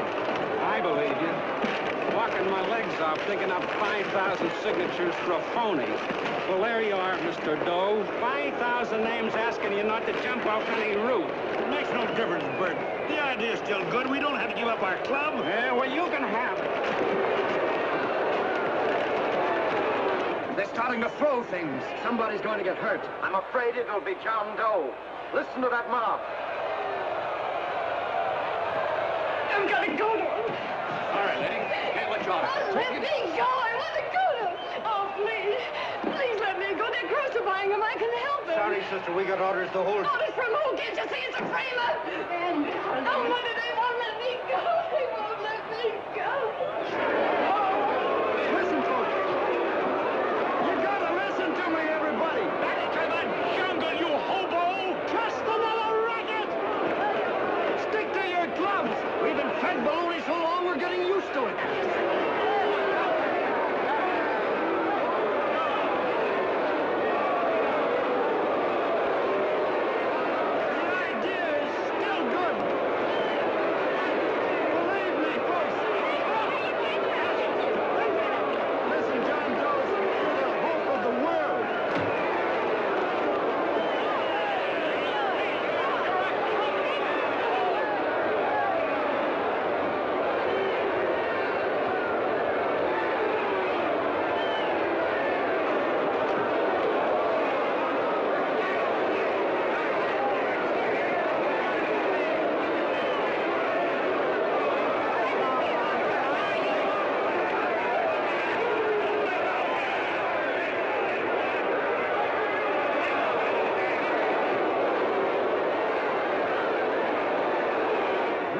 Managed to get him out of the park.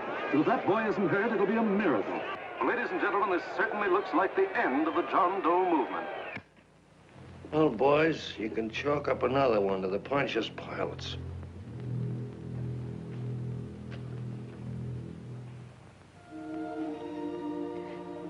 I should have been there. I could have helped him. He was so all alone. A lot of us are going to be mighty ashamed of ourselves after tonight. We certainly didn't give that man much of a chance.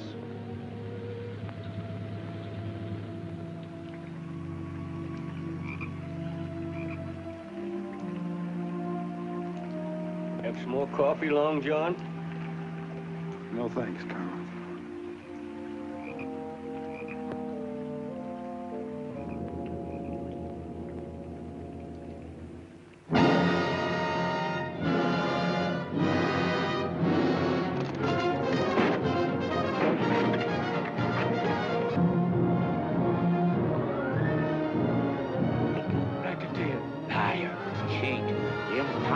Why don't you jump? Christmas Eve at midnight.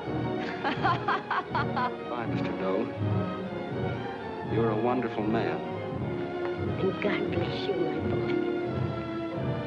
boy. I'll get in there and catch you. Fake John Doe, and I can prove it. You're the big hero who's supposed to jump off tall buildings and things. You remember? What do you suppose your precious John Does will say when they find out that you never had any intention of doing it, that you were being paid to say so? Christmas Eve at midnight.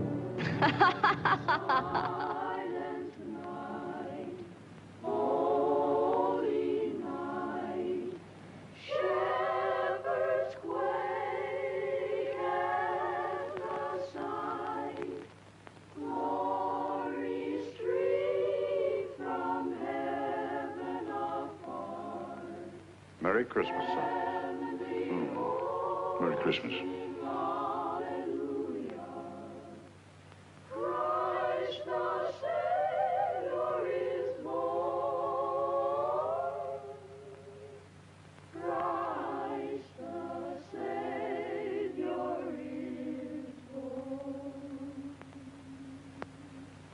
Thank you, sir.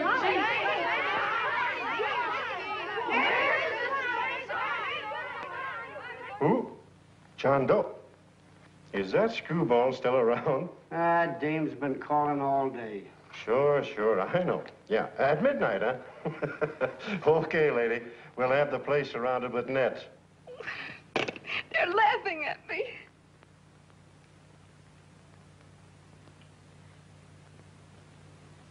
You're a sick girl, Anne. You better take it easy. Whom are you calling now? You called that number not 10 minutes ago. Hello, Mr. Cannell. Have you seen him yet? Have you... Now, listen, Ann, he can't possibly get in without our seeing him. I'm watching the side door, and the Colonel's out front, so stop worrying. Oh. Thank you.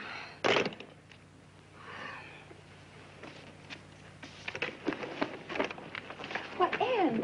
Ann, don't be foolish. If this isn't the craziest, the battiest, the looniest wild goose chase I ever heard of. Oh, shut up, Bert. Sourpuss is right. Yeah, well, if he is, I'm a banana split. That man is going to be on that roof. Don't ask me how I know. I just know, and you know it as well as I do. Sure. I'd like to believe in fairy tales, but a guy that's a fake isn't going to jump off any roof. I don't think he was any fake, not with that face. And anyway, what he stood for wasn't a fake. Okay, honey, okay.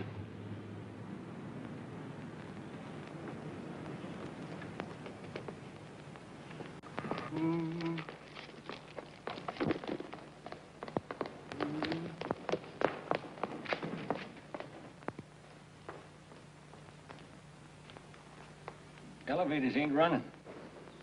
Colonel, You shouldn't have got out of bed, miss.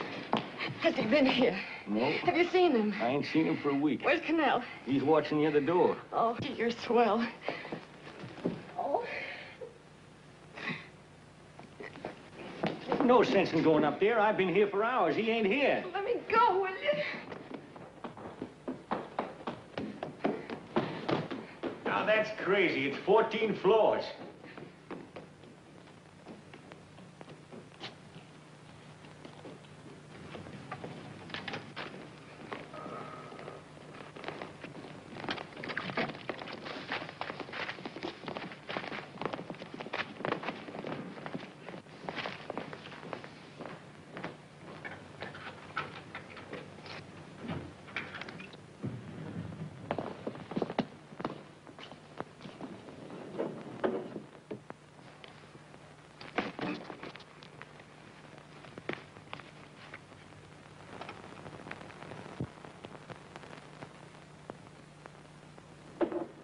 As far as the elevator goes, we gotta walk up to the tower.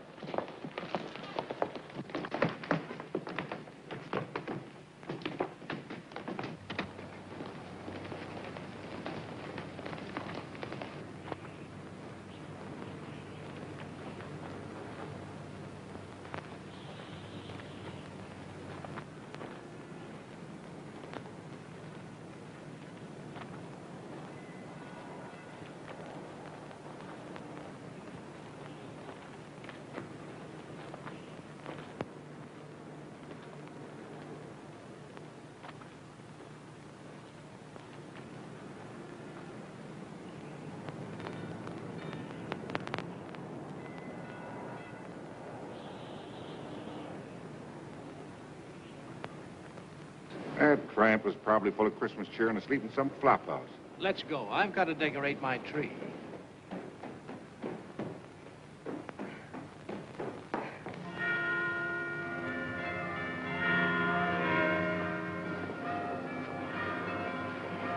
Well, I give up. I don't know what gave us the idea that we'd attempt anything like this. I guess you're right. I'm afraid the joke's on us. Let's go. I hope nobody finds out we've been here.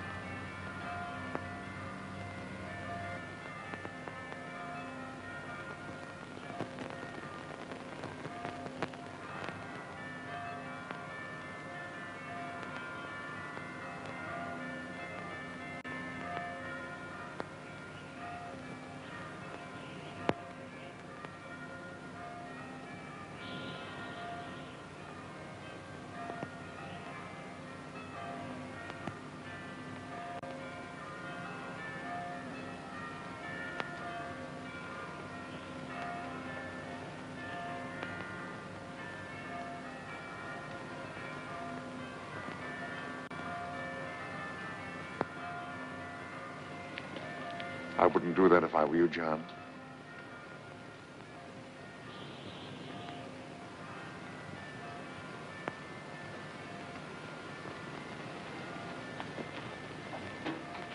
It'll do you no good. The mayor has policemen downstairs with instructions to remove all marks of identification you may have on your person. You will be buried in Potter's Field, and you will have accomplished nothing.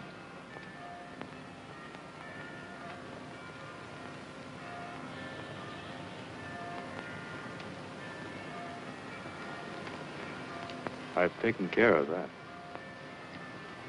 I've already mailed a copy of this letter to Mr. Cannell. John, why don't you forget this foolishness? Stop right where you are, Mr. Norton, if you don't want to go overboard with me.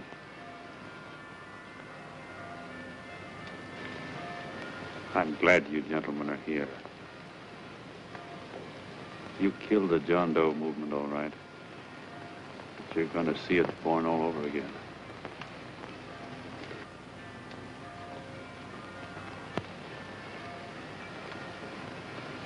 Now take a good look, Mr. Norton. John! John! Oh, John, no, I won't let you unlock your darling. Oh, please. Please don't give up. We'll start all over again. Just you and I. It isn't too late. The John Doe movement isn't dead yet. You see, John, it isn't dead or they wouldn't be here. It's alive in them. They kept it alive by being afraid of it. That's why they came up here.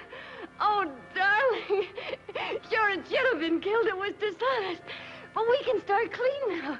Just you and I. It'll grow, John, and it'll grow big because it'll be honest this time. Oh, John, if it's worth dying for, it's worth living for. Oh, please, John. Oh.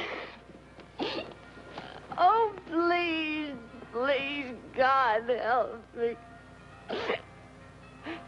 John, look at me. You want to be honest, don't you? Well, you don't have to die to keep the John Doe idea alive. Someone already died for that once. The first John Doe. And he's kept that idea alive for nearly 2,000 years. It was he who kept it alive in them. And he'll go on keeping it alive forever and always. For every John Doe movement these men kill, a new one will be born. That's why those bells are ringing, John. They're calling to us.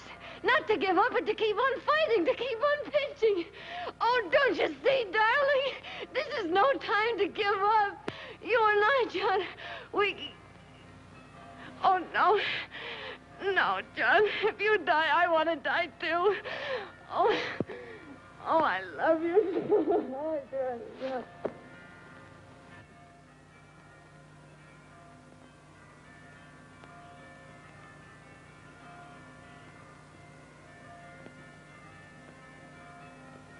Mr. Doe, you don't have to... We're with you, Mr. Doe. We just lost our heads and acted like a mob. What Bert's trying to say is that we need you, Mr. Doe. There were a lot of us that didn't believe what that man said. We were going to start up our John Doe Club again, whether we saw you or not, weren't we, Bert? And there were a lot of others that were going to do the same thing. Well, Mr. Sourpuss even got a letter from his cousin in Toledo. I got it right here, Mr. Doe. Only it'd be a lot easier with you. Please.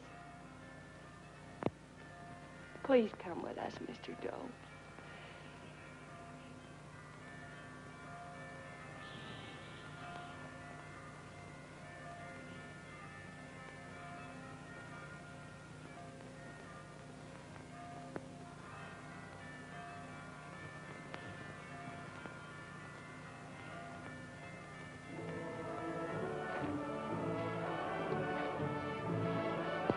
Long John.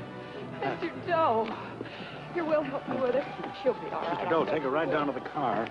And right up. Look, we got a car right down for her. They are, Norton, the people. Try and lick that.